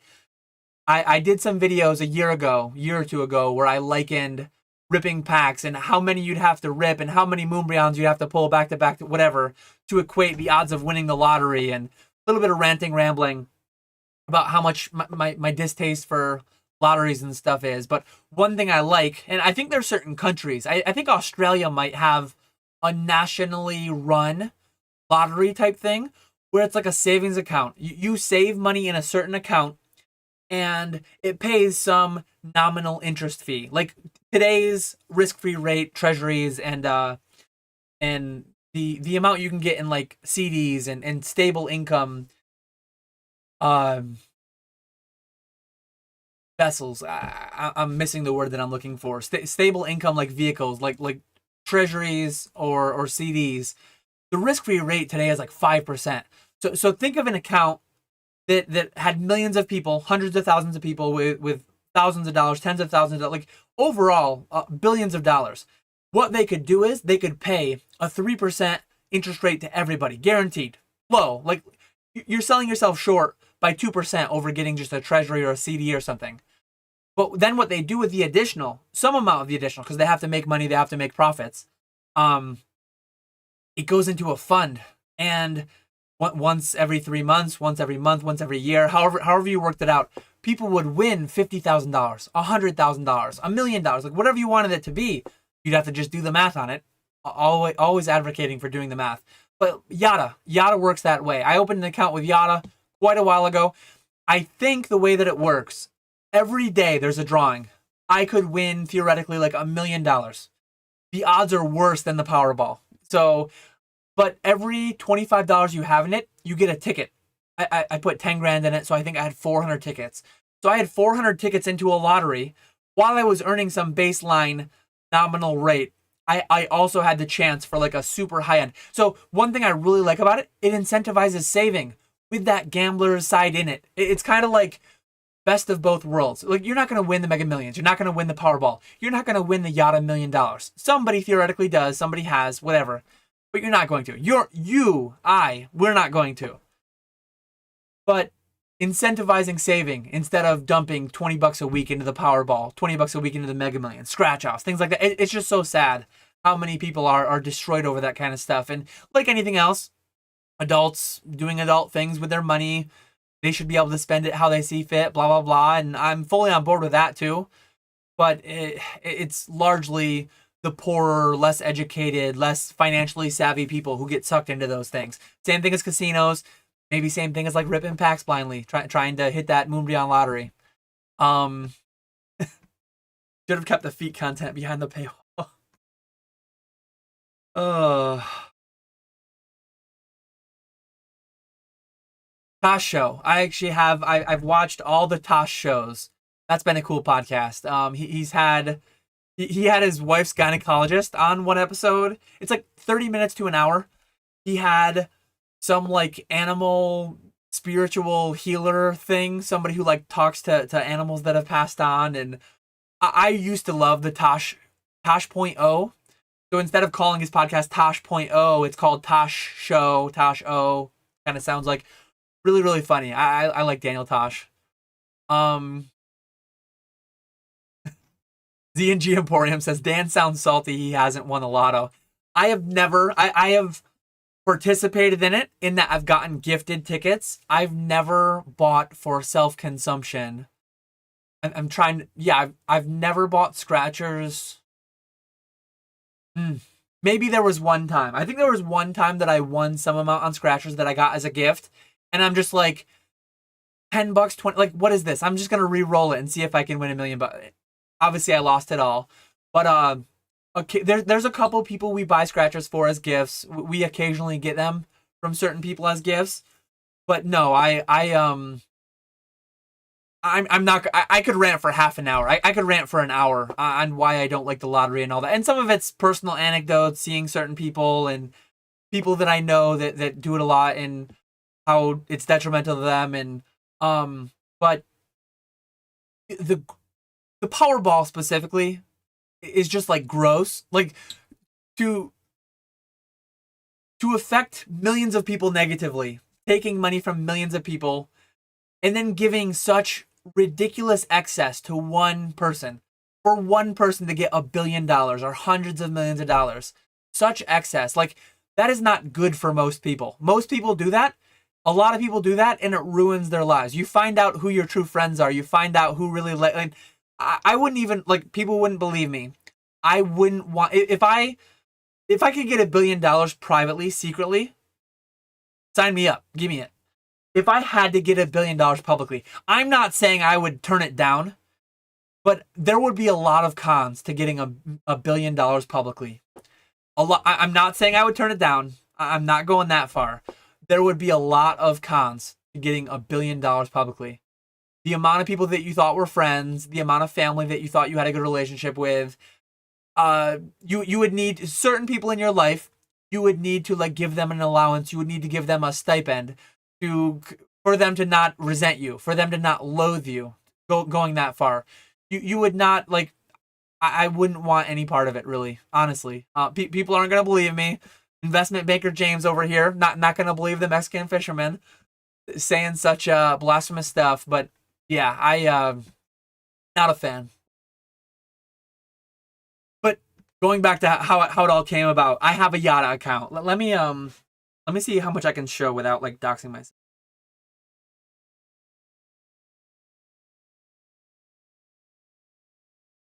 Um, I think. Oh yeah, I got a new phone. I every couple years I buy a phone that's like a few years old. I think S21.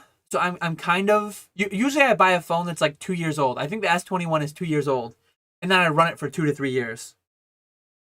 So I've had this account for I don't know how long. Maybe a year, maybe a little bit more. I started with 10 grand in there. I have 10,413 in there. Um, and yeah, I get 416 tickets. They changed this app so much. But anyways, every $250 I have in there, I get a ticket. So in the next drawing, I have 416 tickets. There's a drawing every day. I think the highest prize is $1 million. So never won the $1 million, but like they show random people. This Nicolette won $500,000. This Frankie won $38,000. Blah blah blah. On and on. It's a cool idea. It's a cool idea that incentivizes saving. It gives you some amount of money, not as much as you could get in a good savings account, but it gives you that little bit of gambler's thing. And I don't watch it. When I first downloaded the app, I watched it for like a few days. I actually watched a couple of the drawings, and I'm like, oh well, I won 2 cents on that ticket and 5 cents. That's the way they pay the interest. They pay it through like winning, hitting two numbers, hitting three numbers on your 400 tickets. And then obviously if you get them all, you win $1 million. But you're not going to get them all. uh,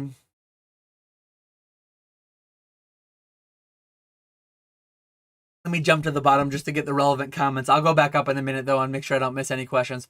Why Dan acting like he won't take 1 billion? I can't go so far as to say I wouldn't take 1 billion. I know. I have certain, like, it's probably bad to say this. It's probably weird to say this. I know that I have certain friends and family that I would not be able to interact with moving ahead. Like, the only way I would be able to interact with them, they would feel entitled to some percentage of that. They would feel like you would like everyone. I guarantee everyone would have someone in their life that they feel like they're fairly close to, that they would learn that you're only going to be able to continue to act with them if you buy the right to, because they're going to feel entitled to that. There's so many studies out there, NFL people making, and billion is different. Billion is different from million. If you win $1 million, if you win 10 million bucks, very, very different.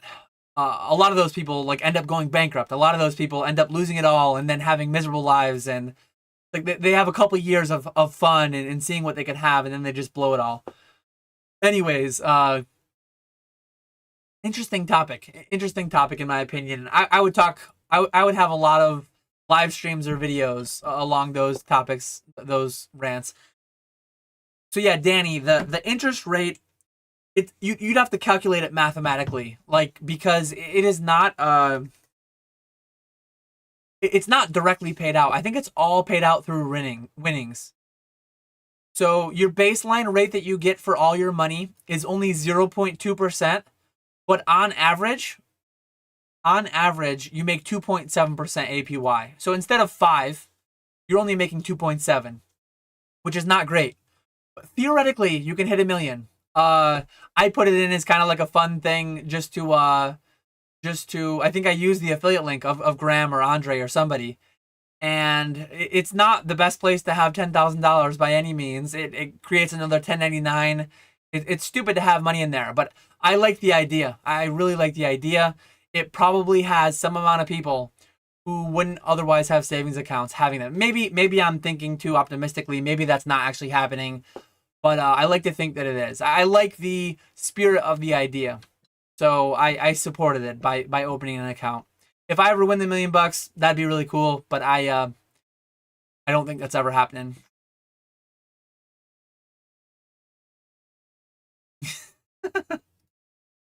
Mr. Walrus says, Dan, right before he takes the 1 billion to his wife, it's not fair you've carried the financial burden for so long without safety. We need a prenup. Oh man, it's gross that Dan discovered passive gambling. I'm a gambler. I love ripping packs. I enjoy going to the casino. Even how good I am at math, knowing it's negative EV, I like going to the casino. For like entertainment. It's good that I realize it. Like, I have a DraftKings account. I play fantasy football. I'm in a Calcutta league this year for the NFL. I enjoy gambling, but I do so responsibly with a fixed budget, and I have expectations of, like, most of this stuff is getting lost. I really like fantasy football a lot better than, or like betting with friends, since there's no like house take, there's no house cut. Playing pitch with friends, playing cards with friends, and having no rake, having no house cut, like all the money just stays there. It's a zero sum game. Nobody's scraping off the top. Like my fantasy football leagues. I've been a net capital input only. I do not win fantasy leagues very often historically. So it's been negative EV for me, but it's still a lot of fun and entertainment overall, plus EV. Not talking about kids, but like absolutely that would be. I talked recently in a live stream. I think it was my last live stream 2 weeks ago. I am in a good spot financially. I think I'm in a better spot than my parents were raising them. I'm in a better spot than my parents were raising me. I want to do more for my kids than I had growing up, but there's a line. There's a line between raising kids that are entitled versus enabled. I want to enable them to do more than I ever did. I want them to have more than I had, and I want to enable them to go on and do bigger things than I'll ever do. Every parent wants that for their kids, but if you go too far with it, and if you give them too much too easy, in my opinion, maybe some people would disagree, I think you can go too far into spoiling them, turning them into brats, making them entitled, and that's going to be negative EV. So, sorry, kids, you're negative EV. Oh, man. See, the Mexican hipster would be one of those friends. He says right here, Dan wins $1 billion and doesn't want to take care of his family and friends with a monthly stipend. That'd be like chump change to a billionaire. It's very easy to say those things, and it's like a billion. A billion's a big number, but like that's such a weird thought. Like if one of my, if my sister, if my parents, if one of my family members, close friends, if they ever won $1 million, 10 million bucks, there is no remote part of me that would ever feel entitled to any of that. It's like I would hope that I could still go out to the bar and get wings and have some beers amongst friends. And I wouldn't be that guy. And I know tons of people would be, and tons of people are that way. Like, oh man, this guy's letting me buy him a beer. This guy's letting me pay for my own wings. How is he not paying? Like, that's so weird that people do that. People are, I'm getting that thing where I'm saying weird too much again. Uh, Question: were your parents disappointed you got into MetaZoo? If you asked my parents what MetaZoo was, they probably wouldn't know. Probably neither of them would know. I don't know. I think most collectors slash investors like to gamble. I think a lot of Pokemon investors, a lot of them are just gamblers that want to call it investing to feel better about it, probably. uh, True. If it's really that bad, you can just buy yourself a private island and forget about the world. Okay, let me scroll back up and see if we can get off the lottery talk.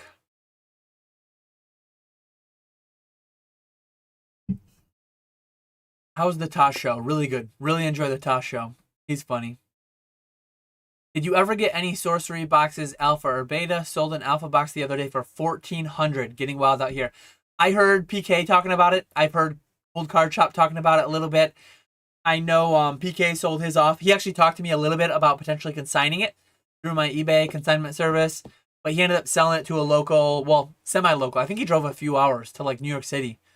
But that's the only involvement. I don't know anything about it. I heard the art is good. I don't really know anything about it though. Never had any, never intend to really. That was a Kickstarter, wasn't it? I think. Maybe, maybe not. That's not good enough. I want you to directly say you want me there or not. Don't lump me in a blanket statement. Is that with respect to Chicago?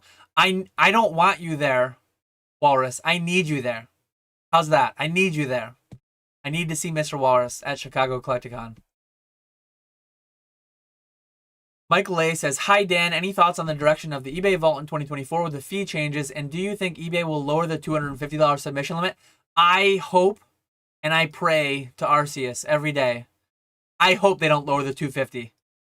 I hope they keep it higher end. Exponential. Demand would go up exponentially as value comes down. Maybe 200, maybe 150, way down the line. I think they need to fix and they need to streamline a lot of things before they ever think about lowering it. Because whatever demand they have at 250, if this might sound drastic, but if you go to 150 from 250, if you lower the price 40%, the minimum price, the minimum value, I think the demand could 10x. Maybe not that much. Maybe 3x, maybe 5x. That might be drastic. I worry though. I worry that they might go to 150 or they might get crazy and go to 100. And I don't want them to be backlogged. I don't want them to have a 14 million card 2-year backlog. I think they're smart and I don't think they will. I don't think they'll do what grading card companies did in 2020. But another aspect of that, they're only charging a 3% buyer's premium. Ugh, I just snapped the tip off my Sharpie marker because I always need to fidget with something. I'm always fidgeting with a pen or something off camera. But I always snap these things off my Sharpies. Anyways. Do the math. 3% buyer's premium on a $250 card, only $7.50. That's not that much money. I wouldn't want to be handling tons of cards. I mean, then do the math again. 3% on 150, and they could do 3% with a $7.50 minimum, but $4.50 on a $150 card. when they so and it doesn't scale perfectly because that $217,500 sale of a PSA 10 base for his Charizard, that had special shipping, that had special considerations. That they did not like. Well, one, there was no buyer's premium when that card sold. They lost a lot of money selling that Charizard. Cost of acquiring customers, cost of acquiring cards, cost of acquiring inventory. That's why they're losing money right now on the eBay vault so that they can make money down the line. But yeah, 3%. I think they should stick with what they're doing. It blows my mind some of the lots you see at Golden, at Heritage. I think Heritage and Golden have like a $50 minimum buyer's premium. So there are certain things that go for like $30 with a $50 buyer's premium and $40 shipping. eBay should stay out of the super low end stuff and stay to the higher tier. Because 3% of 300, 3,000, 30,000, that's a lot better than 3% of 30 or 50 or 100. Everyone, like, I hear so many people, oh, I wish eBay Vault would go to $50. Yeah, I mean, if you want to go that route, if you want to just have like no logic around actual supply and demand, and yeah, I would love if Troll and Toad Evo still existed. I would love if eBay Vault would take my sealed. I would love if James would drop his $5 fee sub $100. I would love if PSA graded for $5. These things aren't reasonable. These things aren't feasible. I hope they stay sustainable. I hope they stay 250 plus and stay sustainable. Because 3% buyer's premium is amazing. I'm very bullish, very optimistic on the eBay Vault. That's why I run the consignment service. I think it's very underutilized, very underappreciated. Dan really thinks he could get 500 subs on a new channel just like that. Chill out, sir. I was trying to think like, which obviously Pokeflips had the benefit of both Nick and myself funneling, and Pokeflips was from a Pokemon channel to a Pokemon channel. I think if I launched, it probably wouldn't be 500. Maybe it would be 200. Maybe I don't know what percent of people would cross over to a finance channel. But if I announced a finance channel and linked a finance channel today on my Instagram, on my YouTube, and I started making videos, I think I'd have 250 subscribers within a month. I'm pretty sure. None of it organic. I think it would just be people coming over from here. Which I don't really want. I would rather see how it would do on its own. I would rather just start putting out the videos and see what happens. Maybe I would get demotivated very fast if I had a 5-view video and a 2-view video and a 1-view video. And I think it's Josh, the Green Shiz, who has talked before about how he made like, is it Josh? I think Josh made like 3 or 5 videos before he had a view. Or maybe that was before he had a subscriber. I forget.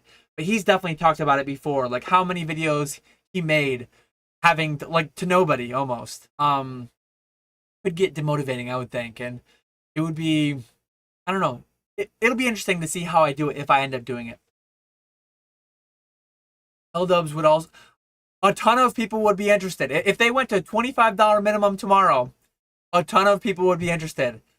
The math doesn't math because it would be too many people, too many cards, and maybe I'm wrong, and maybe in 6 months they'll be at $25 minimum. I just don't see it happening. If I wanted to have one-to-one discussions with you regarding more personal finance questions and scaling my business, how do I sign up? Brad is going to call me out. Brad is going to say that I have Shiny Inteleon as a plant to pump my own consultation services. So I have, with Jake, Pokenomics, we have the Patreon, which is, I think, there's various levels to access to me. The highest level that everyone has access to. Email me, Instagram DM me, Discord DM me for free. I will answer some questions. If you start asking a question that's going to take me 15 minutes to answer, if you start asking a question that you can just Google, that you can just find wherever, I'm probably going to be like, hey, that information's out there. But generally speaking, I answer all my comments, I answer all my emails, all my DMs. So that's there. Next level is where you're at. You can find me every week, either here on Catching My Collectibles, or you can find me on Pokeflips. Every week I'm live, Q&A. So you've already gotten to level 2, like more in-depth, more personalized, more one-to-one. Well, more, not more one-to-one, but more direct. Next level is the Patreon. That's where the paywall kicks in. Some people don't like that, but it's there. $10 a month, you get access to a Discord. I answer Discord DMs priority 1. I'm still small enough to where I answer all my Instagram DMs. I answer all my YouTube comments, all that stuff. But someday I might have to stop I will not stop answering Discord DMs, Discord tags. So that's there if you want a little more access. Every week I do a Q&A in the format of, we call it an office hour. So this quarter I'm doing, I haven't announced it yet in Discord, but I'm actually going to stick with the same I had last quarter. I'm going to do Tuesday nights at 10 p.m. to 11 p.m. A lot of times there's 5 people, sometimes there's 15 people, but here there's 75 people, fairly public facing. You ask a question, if you want to give me specifics, you're kind of putting it out there in front of a bunch of people. Maybe you don't want to. So in Discord voice, you might only have to put out in front of 5 people. You might only have to put out in front of 10 people. Deepest level, it is in Patreon. There's a tier where $50 a month, you get a half an hour call with me once a month. Or if you don't want to do through Patreon, some people don't like the platform Patreon. Some people don't want to do, I have the thing with Jake, and some people just want me. Some people just want Jake. So I know Jake does some where he arranges it just through PayPal. He arranges it through PayPal. You email me, DM me. You can send me a PayPal payment, $50 for a half an hour, $100 for an hour, and we can chat about whatever. I've given everything from things bordering on tax conversations and finance and all different kinds of business, whatever you want to talk about. The most unfiltered conversations, I guess, barring like 3 a.m. at Collecticon after a few IPAs, would come through the consultation. So that's kind of like the funnel. The funnel is DM, email, whatever, YouTube comment, and then live streams, and then the Patreon and the Discord, and then one-on-one consultation. So everything in that whole spread. I do have a paywall. Some people hate it, but I'm very accessible for free as well. It's a product, buy it or don't buy it, right?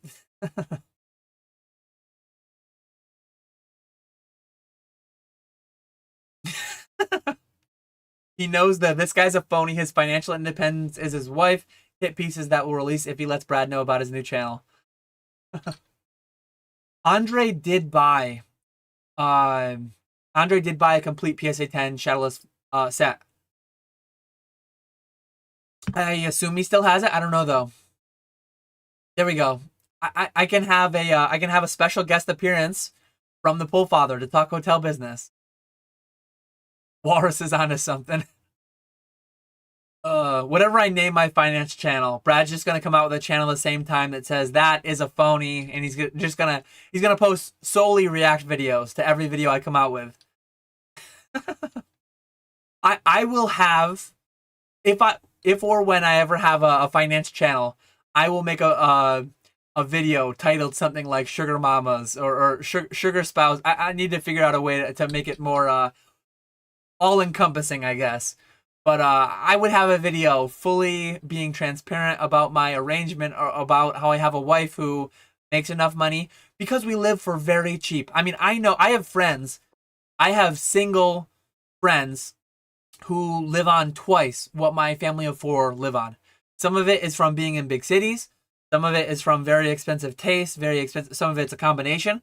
But yeah, I have a family of 4 who lives on $50K a year.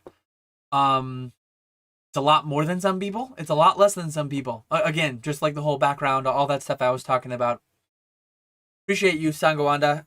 Happy New Year for you and your family. Likewise, same to you. Appreciate you. Dan is parallel to a trust fund, baby. Finance bros will not go for it. Again, had more than some people, had less than some people. Definitely not trust fund, baby, by any extent. I'm gonna play a bunch of random lotto games now because of Dan. 99% of gamblers quit before making it big, by the way. That's funny. Yeah. Just grade 10s. Just win the lotto. Just win. Why lose when you can win? Dan grew up with someone that hit the lottery and now he's salty. There was a maintenance guy where I used to work. Really nice guy. Really nice guy. I liked him a lot. He was crazy. He would talk about how him and his wife went to the casino on the weekend. I live really close to a Indian casino, and then I live pretty close to a racino, they call it. It's like a not reservation related, but they don't have table games. They just have slots, and they have like a horse track. I live really close to a couple of gambling establishments. This guy would go there every weekend with his wife. That was like their entertainment. They'd talk about, oh, we hit 10 grand this weekend. 3 months ago, we hit 15. We're down for the year though. We're still down. So I don't know anyone who's I have some family members who've hit 10 grand, 15 grand, still down for a lifetime, still down for the year, whatever. I know some hardcore gamblers who, yeah, they don't build those places giving money away.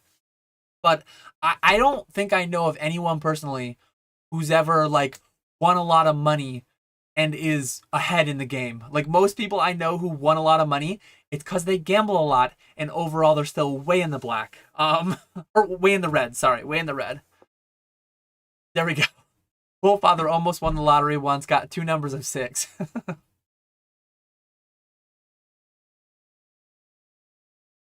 Oh man. Okay, I'm jumping back down. I'd be pissed if I was one of Dan's kids and saw this video. Yeah, if I don't know what I would do. Like, thankfully, I won't be confronted with the dilemma.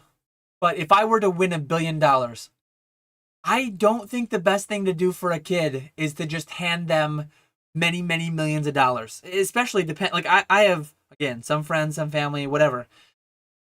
The last thing they need is $1 million or 100. Like they would just drink themselves to death, or they would just consume bad things for themselves to death. The last thing a lot of people need is a whole lot of money.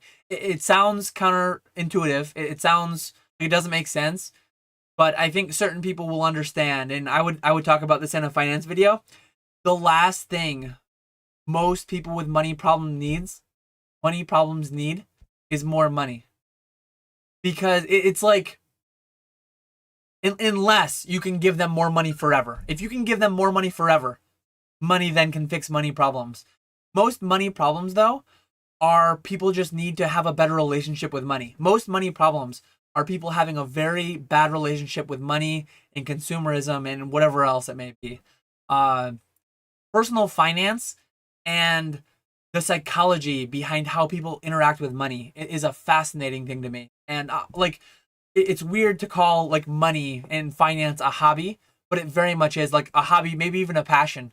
Weird, like a lot of people like money, but I spend a lot of time reading different finance blogs, and I haven't been as much as lately as I used to. But I used to read a lot of different websites. I used to read a lot of different blogs, a lot of different very enamored with, I don't know if enamored is the right word. There's probably a better word, but very enticed by the whole financial independence for the freedom aspect. For the freedom aspect more so. Like, I don't want to just not work. I don't want to just be a bum and not work and not contribute to society. But the idea of being able to do it on my own terms has long been attractive. When I started my job in 2011 as a chemical engineer, cross it off on your bingo board, I knew I wasn't going to work there 40 years until I retired. I enjoyed my job a lot, but I just knew I wasn't going to want to be pinned down to an employer for 40 years. I wasn't going to do the standard 9 to 5 grind for 40 years. It works for a lot of people and it's great for a lot of people. I just knew it wasn't going to be for me. I didn't know what I was going to do afterwards, but I knew I was going to do something. I knew I was going to get out of there eventually. And I got out there sooner than I expected. And I wouldn't have expected to get out of there for Pokemon. But yeah, the freedom is big. And done correctly, again, entitled not, or enabled not entitled, done correctly, millions of dollars at an early age can go very well, and you can just passively have like $1 million today in a treasury account generates 50 grand a year. That's more than a lot of people make. That's more than half of Americans make, or maybe more than that. I forget what all the stats are on the average and median wages and household incomes and blah blah blah. But you get $1 million in a treasury account. You get that just for having money. Your money makes more money than most people. That's a fascinating concept. For $1 million, you can either have a big fancy house and a nice fancy car, and you can have all these liabilities, that you spend money on that cost you money to maintain, or you can have freedom. You can have some just like baseline income, and then you can do what you want to do with your time. You can do whatever brings you joy and not have to worry about finances so much. Like that idea from an early age has always fascinated me. And thankfully, through Pokemon, like I'm well on my way as long as I don't do anything really stupid or have any very unfortunate things come up or whatever. Um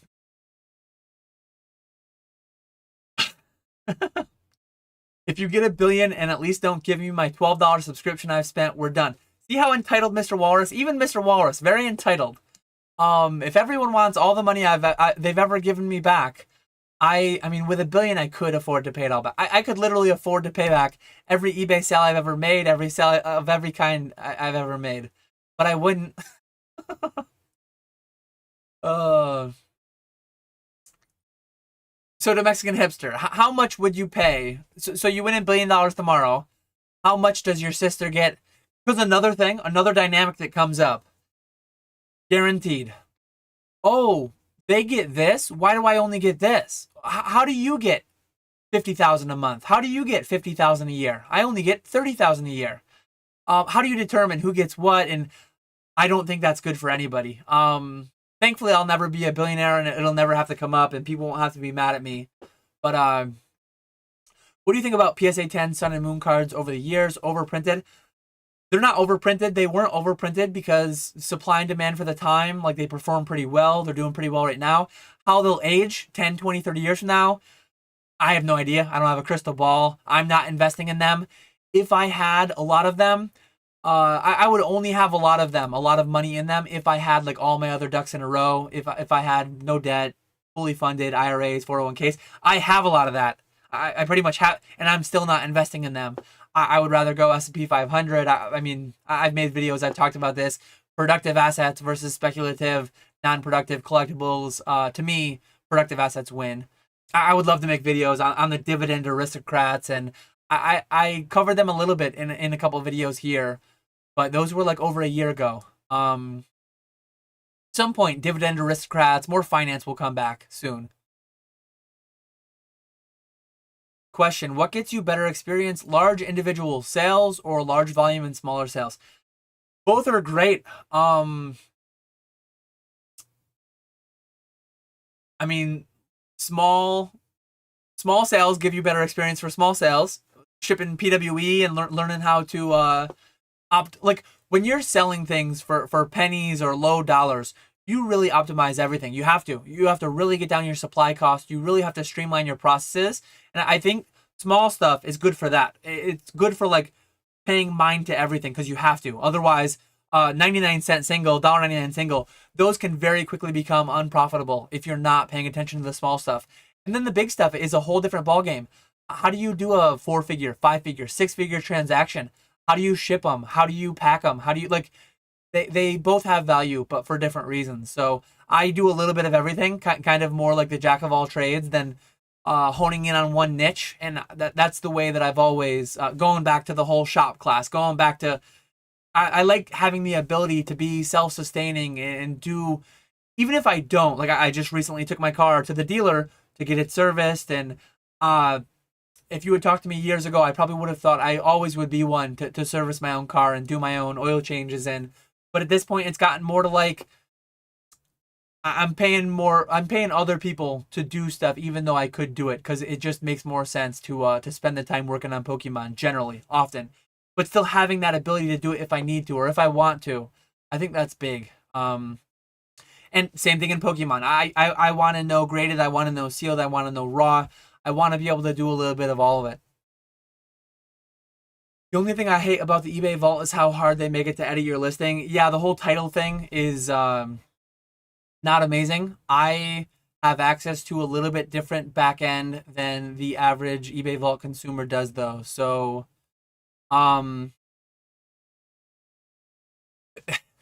that's funny. Walrus says, question, why are you embarrassed of us and why don't you want your finance fans to meet us? If I ever did a finance live stream, I would certainly want to do a finance live stream once before I introduced my Pokemon people to the finance channel. I would be a little bit. It would be. Think how weird it would be for people to just be completely caught off guard on a finance channel. People, all these Pokemon avatars, all these people asking about lawnmowers, asking about when I wear socks, asking about fast food places, and then having no idea what's going on. So if I ever do a finance channel, I'll try to keep it secret and have a live and like I want to get some kind of like that's part of it too. I want it to have its own memes. I want it to have its own thing. I don't want it to be the same forced lawnmower. Like I don't want it to just carry over, piggyback off all the memes from this channel. I want it to get its own. Like I don't even know how the lawnmower thing happened, but it happened and it's funny and I enjoy it. I want there to be like unique, devoted memes to that, and I don't think they could happen organically if everyone's just Pokemon from the start, because then the same ones will just be forced. Um, but funny thought. Never have, never will charge for my time at Galactica. If anything, I'll be buying you beers while we're chatting. Will you be trying to visit every Collecticon or just a few this year? Definitely not everyone. Three or four probably at most. I'm planning not 100% locked, but like pretty high percentage chance as long as nothing comes up. Dallas, end of February. Charlotte, which I believe is in August. Maybe New Jersey, which is in July, I believe. And then Chicago, which is like October or maybe September. October maybe.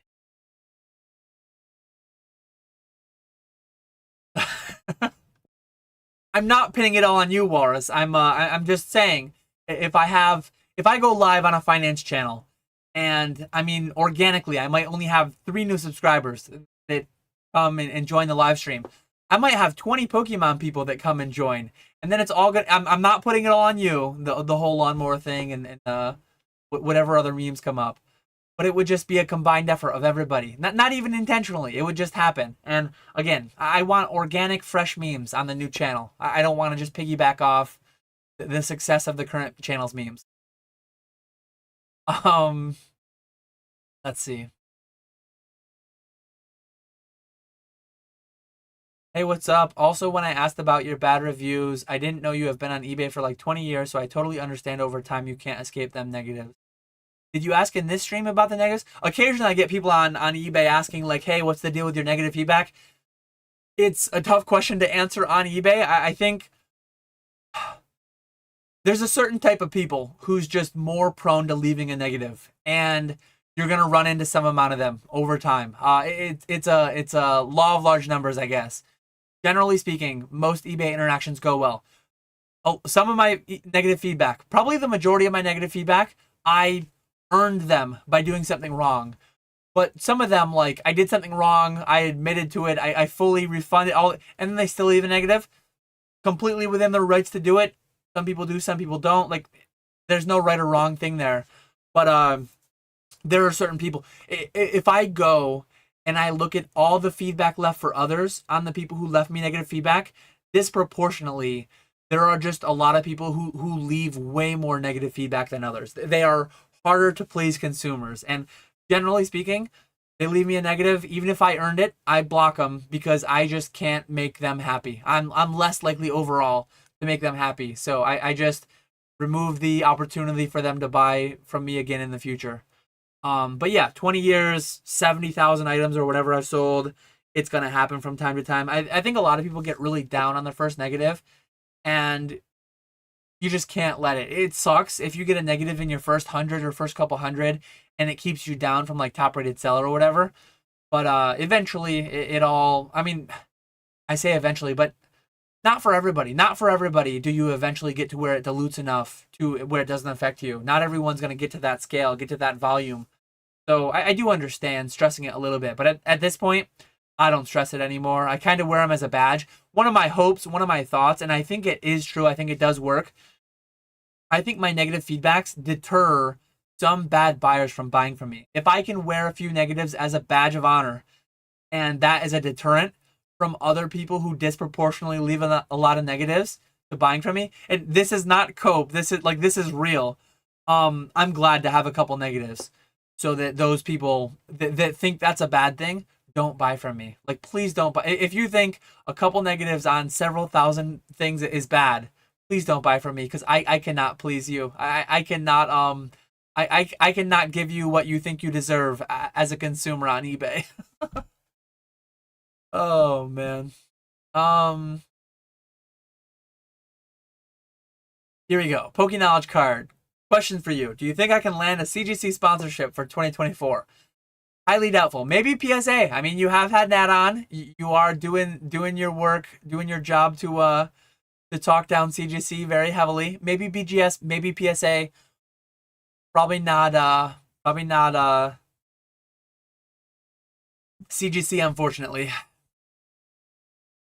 50K a year. Do your kids have anything to play with or food to eat?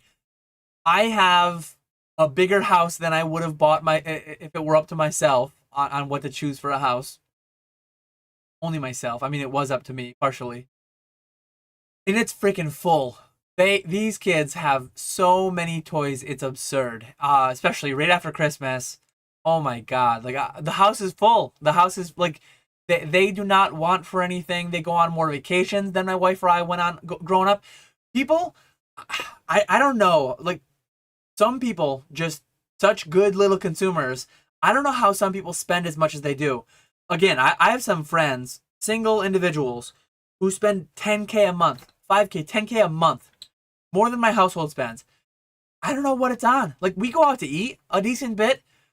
We we buy a lot of, we buy quite a bit of stuff.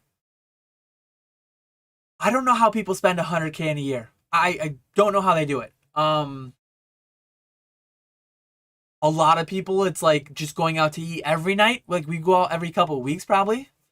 I mean I like cooking. I like eating a lot, too much.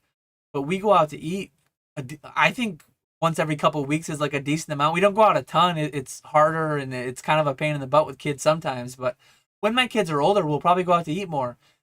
When I was really young, I don't think my parents went out to eat a lot because we were pains in the butt. But when I was older, high single digits, low double digits. We had a stretch where we went out to a family dinner every Sunday night. We had a couple local restaurants we would always go to with my grandparents, my parents, me and my sister. Sometimes we'd get to bring a friend. Sometimes it would just be us. Uh, I could see doing a weekly family dinner thing with the kids down the line, and but yeah, as of right now, I think we yeah the kids don't want for anything really. You were just memeing on me the other night for buying a Switch for my son, a second Switch, so that I could play with him. And now you're memeing on me for not spending enough money. What is it? Um, Easy times create weak men. Yeah, for sure. Dan is a doctor looking at the heart transplant waiting list. The last thing these people need is a heart. I see what you're trying to do there, but it doesn't work. People who are racking up credit card debt, people who are just constantly spending more, consuming more than they can afford. The last thing they need, if you're throwing money into the bonfire, if you try to help them, you don't help someone who is spending more than they earn by giving them a little money. They need to they need to fundamentally change their relationship with money. I know a lot of these people.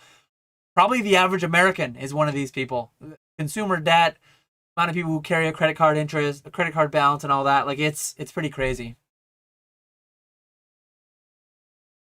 Question: which one of you bought both of my 64.99 Platinum Supreme Victor's Spiritomb listings? What game are you playing?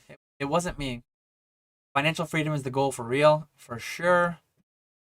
Can I pre-order a case of One Piece OP06 from you? I do not do pre-orders ever. I've never done them. Uh, I've never done them on like sealed products, Pokemon, MetaZoo, One Piece, anything. When it comes out, I'll sell for market. I'm not gonna pre-order. I'm not gonna play the game of guessing what market price is gonna be. I'm certainly not gonna pre-order for MSRP if I'm gonna be able to sell it when it comes in for significantly more. But I only like selling stuff that I have in hand. I do not like pre-orders fundamentally.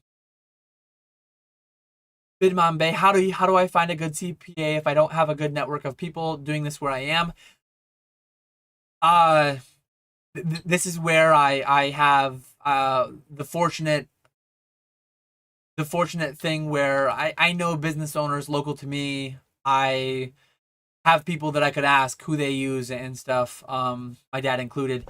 And I would start with Google reviews, maybe. I would start with, I don't know. I think there's different websites out there. Look at their Google reviews. Look at their website. I think most CPA firms would. The closer you get to tax time, the harder it's going to be to talk to people, obviously. But if you talk to them in the off season, I think most would do some kind of a consultation with you for free, as far as like, this is what I do, this is what I need. Can you provide that? What would the cost be? I would try to do that with a handful of different firms and just see what one feels right. And one, it sounds kind of crazy, but I am an advocate for, like, even though you're paying a professional, you should be kind of educated in what they're doing for you and make sure they're doing it right. Because just because they're a professional, just because, I mean, James, Z&G Emporium, hit me with this one in Discord one day. What do they, and I think it came from his dad. I think his dad had told him it, which his dad probably didn't come up with it. It's probably something he heard somewhere else. But anyways, what do they call the guy who graduates last in medical school? Doctor. Somewhere there exists the worst CPA in your county. Somewhere there exists the worst CPA in the state, in the country, in the world. Don't pick that guy. How do you know if you have that guy? I mean, I've talked to people in the Pokemon space recently and over the years whose accountants aren't aware that you can do like cash basis filing instead of accrual. That's something more recent with the Tax Cuts and Jobs Act. But there are people that would tell you very strange things that just don't make sense. Like, if your accountant tells you that doing sub 20, 25 million, whatever the number is, you can't do cash basis filing as a sole proprietor. If your accountant tells you you need to have an LLC to run a business in Pokemon on eBay, maybe you're in a state where your law is different from mine. At least in my state, you don't have to have one. A lot of people do this at a very high scale as a sole proprietor. If you're making hundreds of thousands, 100,000 plus a year, and your accountant doesn't suggest being an S corporation to save on payroll taxes, you have a bad accountant. Or some very special circumstance where you can't, or some state where you can't. It's tough because it's unfortunate that you have to both like find a good professional and then like check up on them. But you kind of need to, in my opinion. It's just the way that it is. But that's where I would start. Start with Google. Start with, yeah. It'd be tough.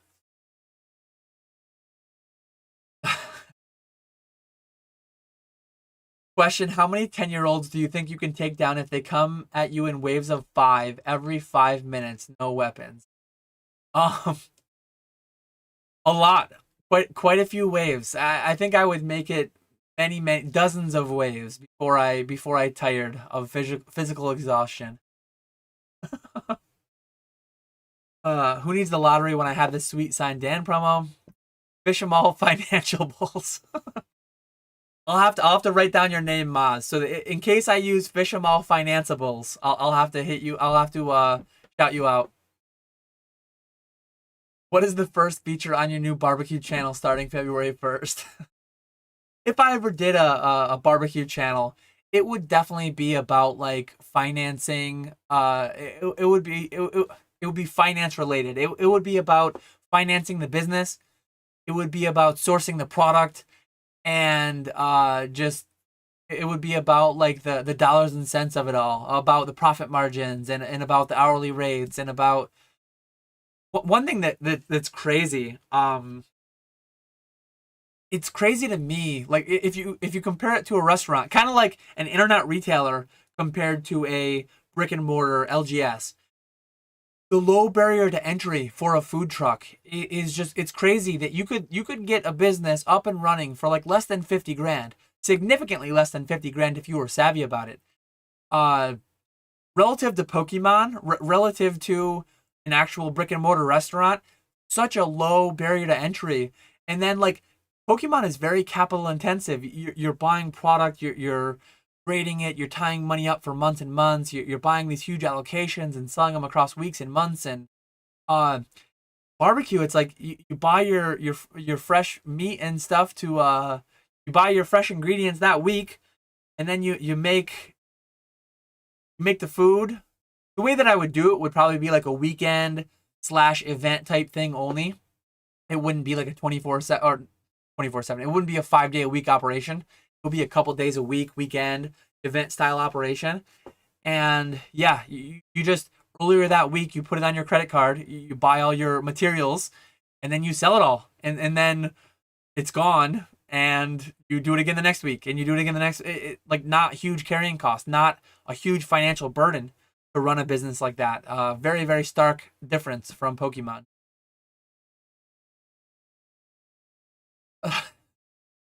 Not hating on the channel memes. I would just want fresh memes on another channel. Uh, um, One day Dan will learn it's all about the memes. Always has been. I very much appreciate, very much enjoy the memes. We got negative feedback the other day because the package got damp somewhere in transit. Yeah, like if a package got damp and if they sent me a picture showing water damage and if the card inside was actually damaged, whatever, I would rectify that. I would offer a full refund for return. I would get, if it was cheap enough, I would just give a full refund, keep it.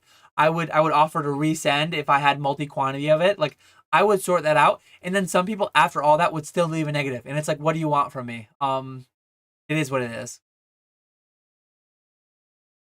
If they That would be amazing. If you could block buyers who've left more than two negative feedback in the last 100 transactions, I would click that button. I would block them all. Block them all. If you've left more than two negative feedback in your last 100 transactions, please don't buy from me. Like I can't give you what you think you need. I would 100% click that button. I would lose some business because of it, but it would be business not worth having. I have a business account and a personal IG in which I post Pokemon content on both. It sort of feels pointless. Thoughts? I mean, I have an Instagram to kind of document like what cards I used to have. I documented a lot of my collection along the way that I no longer have. So it's cool to look back, cool to like time capsule. If you're not getting anything out of it though, I wouldn't continue to do it if I wasn't getting anything out of it. The main thing I get out of Instagram, a little bit of communication. Some people I only talk to on Instagram. A little bit of business, a little bit of branding, whatever, getting the name out there, getting the affiliate link clicks. Overall, my interaction with Instagram is good. I don't do a ton of it though. Like, I have a TikTok. I cross post my shorts there. I get the least out of TikTok. Next least would be if I had to drop anything, I would drop TikTok first. Then I would drop Instagram. Then I would drop Discord. Then I would drop YouTube. That's like how I rank them. Even though I'm on Discord like every day, more so than YouTube, I still would drop that before I would drop YouTube. I do overall enjoy YouTube more, but I enjoy Discord a lot. They're pretty close.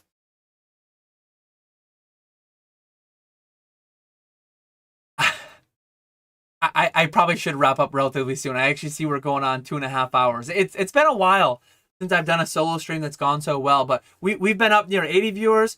We've been down near 50 viewers. It's been pretty busy tonight.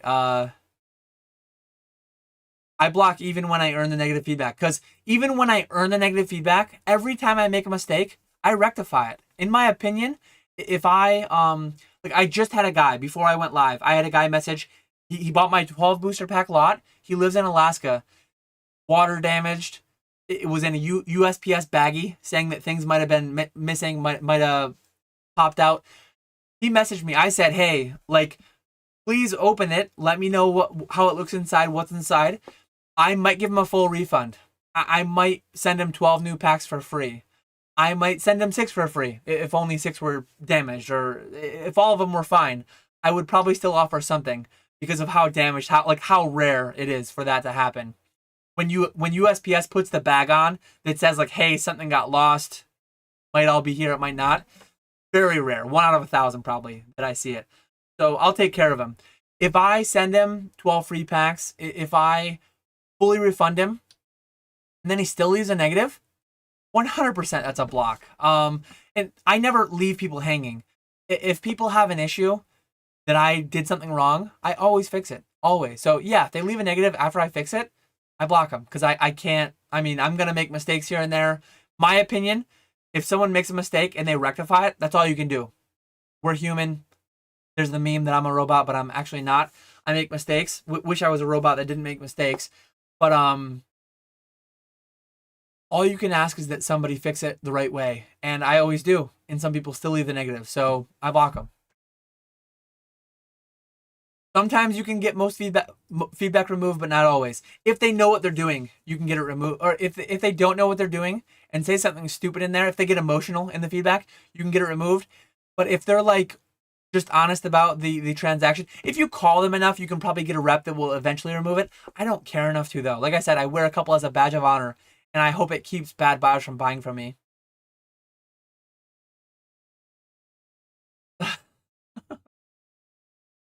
Um, I have One Piece very minimally. Just yeah, I get allocations of it a little bit from my distributor.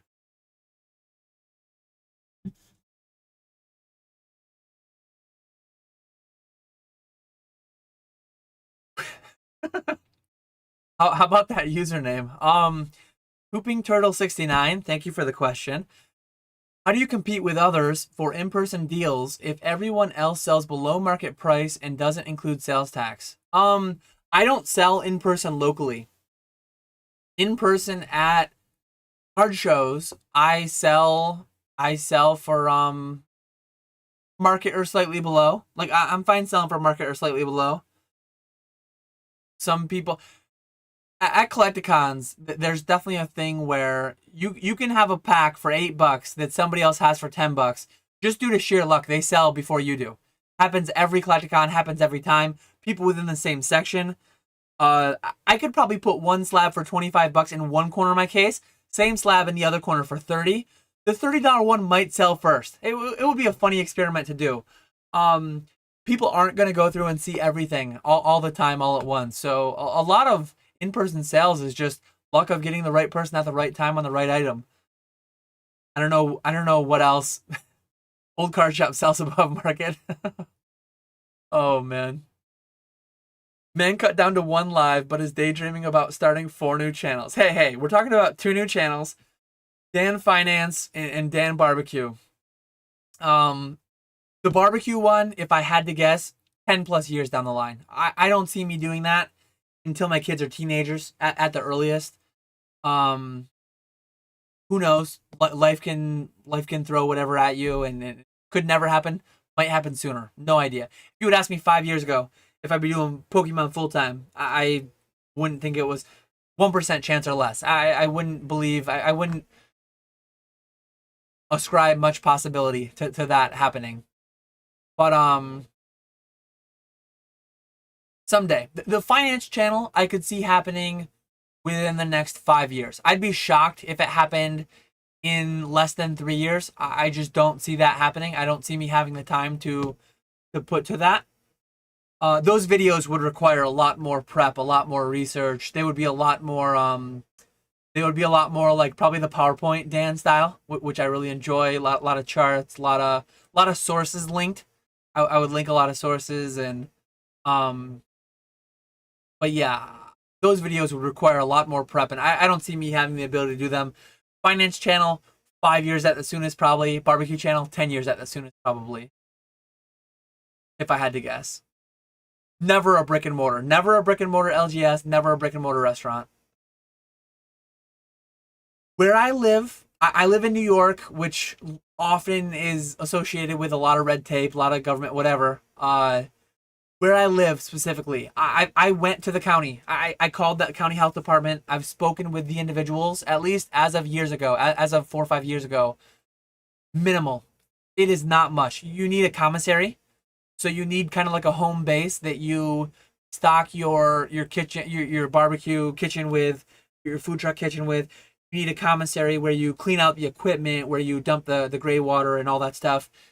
And I know multiple business owners of like food establishments. I know some people who kind of like run local VFWs who have commercial kitchens. I know I would probably be able to get the commissary thing tackled. And overall, in the county that I'm in, it's not bad at all. The regulatory portion of it.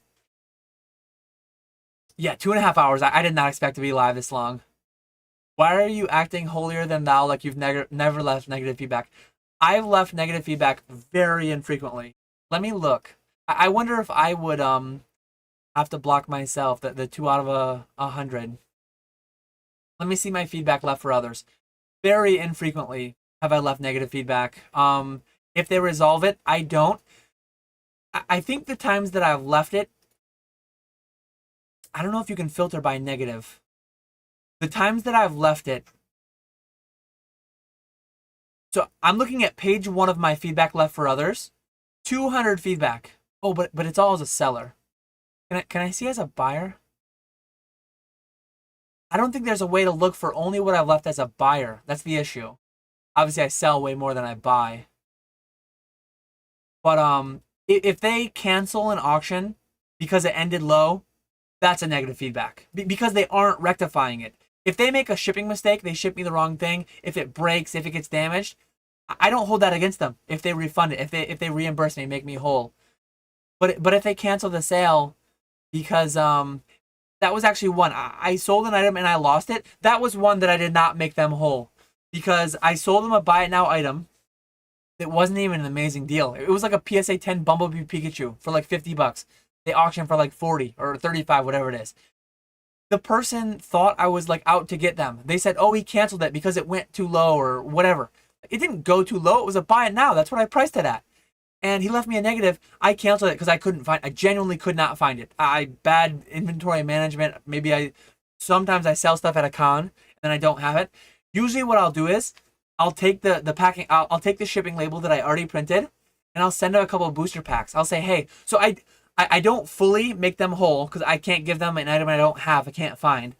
But I will usually send them a couple booster packs for free and fully refund them. In my opinion, especially on a buy it now. If it's an auction and it went like sub market, I don't do auctions really, so that's never been a thing for me recently. But on a buy it now, it probably isn't even low list. To me, it feels it feels too much to leave a negative on that. That's my opinion. Could be wrong, whatever. Just my opinion. But let me try to catch up with the end and then I'm going to wrap up because I should do a little work before I go to bed too. You park food truck on private land eliminates a lot of government regulations. Still need to comply with health regulations. Absolutely. I know, like I said, I know a couple bar owners. I know a couple small business owners. One thing near me, like the Walmart where I get all my tomahawk ribeyes and all my prime ribeyes. They have over the summer a local barbecue establishment. Local, they have a brick and mortar and they have a food truck fleet. So every couple weeks over the summer, the Walmart, and it's not just a Walmart. It's a big shopping center kind of that has Harbor Freight and other things too. But anyways, they park there. They must know. Like Walmart, I don't think owns a lot of their locations. They probably lease a lot of their locations. I think that's pretty common. I think McDonald's is one that owns a lot of their locations. But anyways, they probably know someone who like runs, who owns that shopping center, who leases all that space, and either they pay some amount to set up there, or but yeah, like then there are also like near me in certain parks, in certain town squares, whatever. They have a farmers market. They have that's more public land. That's maybe more regulation. Not only do you have the county, maybe you have the town, the municipality. Maybe you have some oversight by the actual farmers market people themselves, or whatever. But being able to set up at a store that my cousin owns or whatever, being able to set up at a bar that doesn't serve food that my buddy owns or my buddy's buddy owns, you're less likely to have like other people having oversight on you. But you still have to register with the at least in my county, you have to register with the health department. You have to have a preliminary inspection. You're subject to having random inspections as they see fit. You get like a health department grade as restaurants do, I think. What are the best kinds of cards to bring to a card show to sell to vendors? Never been to one and have one coming up this weekend. Good stuff priced well. Highly liquid stuff, highly coveted stuff, highly desirable stuff at the right price. Vendors will buy from you. Did I talk about the CGC 10 Illustrator? I've not even watched that video yet. I know John. I think John. I don't know if it's his card. I don't know if it's on behalf of that collection that Rare Candy had. But I've heard people talking about the CGC 10 Illustrator, and I've not even seen the video yet. I need to watch that. I need to see what's going on there. Does Nick turn the heat on in his basement for you, Walrus? I can report to OSHA if needed. I'm near Syracuse. I'm pretty near Syracuse. Jeff says it's tough for food trucks. You need ghost kitchens too. I think you're talking about commissary is what I've heard them called. You need a kitchen, a commercial kitchen that's certified with the county that you go back to as like your home base. But that said, there's a certain food truck that used to set up where I used to work. I actually talked to the guy. He was selling it, and I talked to him about potentially buying it. And I was like very near to making an offer on a couple different food trucks several years ago to just have for like graduation parties, birthday parties, things like that. Anyways, I've already done all the math. I've already done like a business plan. I've already sketched out what I do for my kitchen and my food truck and all that. But anyways, where was I going? Oh yeah, commissary is what they call it here. There was one local to where I used to work. That thing never moved all summer long. Theoretically, you need to go back to your commissary like once a week or however long it is. That thing never moved one time. So they weren't sticklers with that guy, at least about it. But I know, again, I know commercial kitchens that are certified that could serve as my commissary, pay some amount of money. I think in big cities, there are actually like businesses that are just commissaries. Like there are commercial kitchens for lease, for loan, for renting, use by food truck operators, by whoever. But I don't live in a big city, and I don't think there's any like public facing commercial commissaries of that sort, at least around me. I looked into it and I didn't see any. Man, chat's getting ahead of me. I'm trying to catch up. Appreciate you, Flip Flap.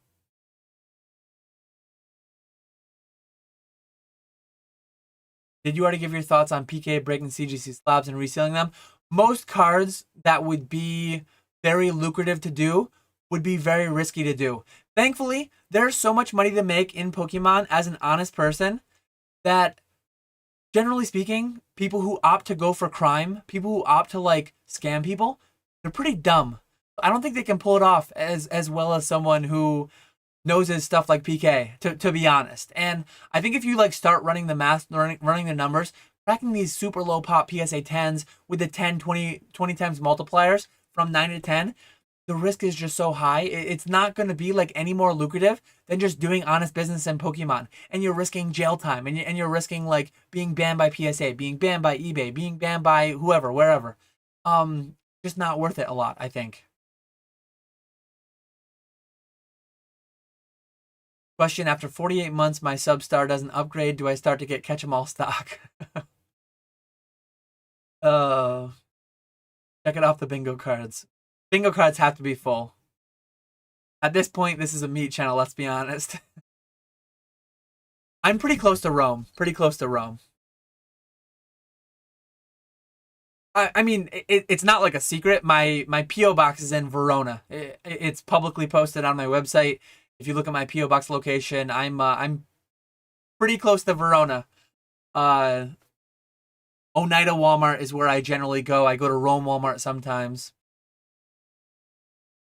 Has Dan ever told us how he likes his meat tenderized?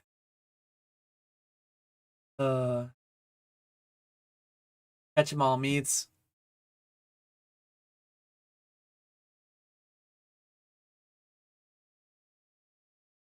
Yeah, I know of some food trucks around me that are always at the same place, same times, consistency.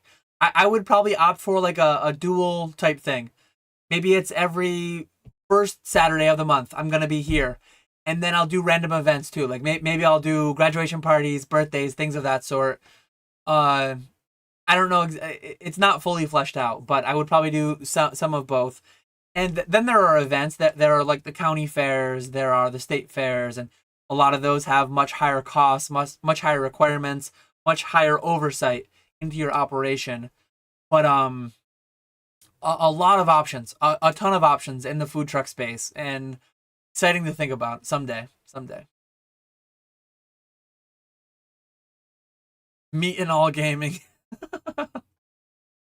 Catch this meat. Oh man. Uh, Smoke 'em all meats. I always want to do a food truck for fun, but here I am, Pokemon.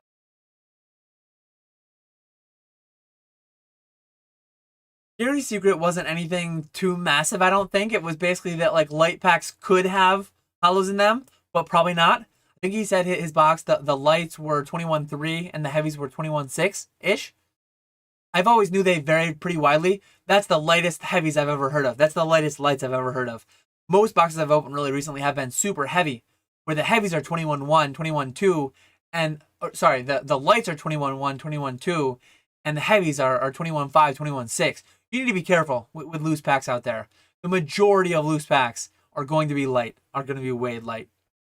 I mean, inherently, the majority of packs, 2/3 of packs are light, right? 2/3 of packs are non-hollow. So if they're loose, they're more likely light. If they're sub 21.5, they're more likely light even. But they could be heavy at 20.6. Yeah, food trucks could be very lucrative. I know. I follow. I've seen some YouTube videos, some channels on food truck, very lucrative food truck businesses.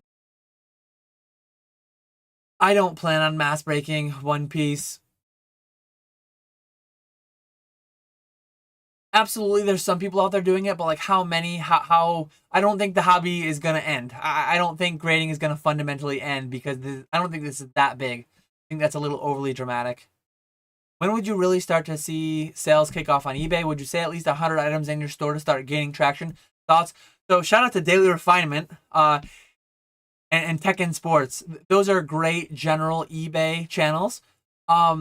If you have good items priced well, you should start getting sales within days. You should, if you're listing 5 a day, by the end of the first week, you should have some sales. If you're listing super niche, super random stuff, low sell-through rate, it might not happen, but it depends on what you're listing. It depends on what you're listing. So if you're all super high margin, low liquidity, low sell-through rate stuff, you might have none. But if 100 items, if you're listing Celebrations Charizards, if you're listing the newest set cards, if you're listing near low list, the newest set cards, the Gengars, the Mews, the Mewtwo's, the Pikachus, the Charizards, you should have sales well before 100 cards. Good stuff priced well. That'd be a cool. Like I wouldn't want to do that for a living. I wouldn't want to do that for 20 years, 30 years straight and be on the grind. But like one summer to just pick a handful of different state fairs and a handful of different events to do and drive across the country, that could be really cool. Who knows? Like the freedom to be able to financial freedom to be able to do what you want when you want, having the ability to just like, hey, let's travel the country this year and go run 20 different events at these different times and dates throughout the year. That would be awesome. I wouldn't want to do that forever, but it would be a really cool thing to do here or there. Maybe I'd hate it 5 events in and maybe I'd cancel the rest and be done. Having the freedom and the ability to try stuff like that, though, that's what it's all about. I answered that. I said, sorry, PK, probably not. Maybe BGS, maybe PSA. Do you have an expiration date for dead inventory? No. I probably have some stuff that I bought in 2014 that I still haven't sold yet. It's just kind of lost mostly. But uh, generally speaking, if it makes eBay, I try to get it moved within 6 months, unless it's more niche. But yeah, I'm going to call it an end there. I'm not going to go 3 hours here. I'm fully caught up in chat. 63 still watching. If you haven't yet, please hit that thumbs up. Looking to do big things in 2024, trying to get back to hitting some of those 1 out of 10 videos, trying to get the views up, maybe get some more members. So yeah, I appreciate everyone hanging out. Oh, if you're talking about food though, obviously if you're talking about food, expiration is an actual thing. You need to sell, you need to have a high sell through, otherwise you're having a lot of losses. Expiration. But yeah, I appreciate everyone hanging out. Looking forward to a great 2024. fun live stream to start it out. 2 hours and 50 minutes, the longest I've gone in a long time. So yeah, I had a lot of fun. Really appreciate you guys.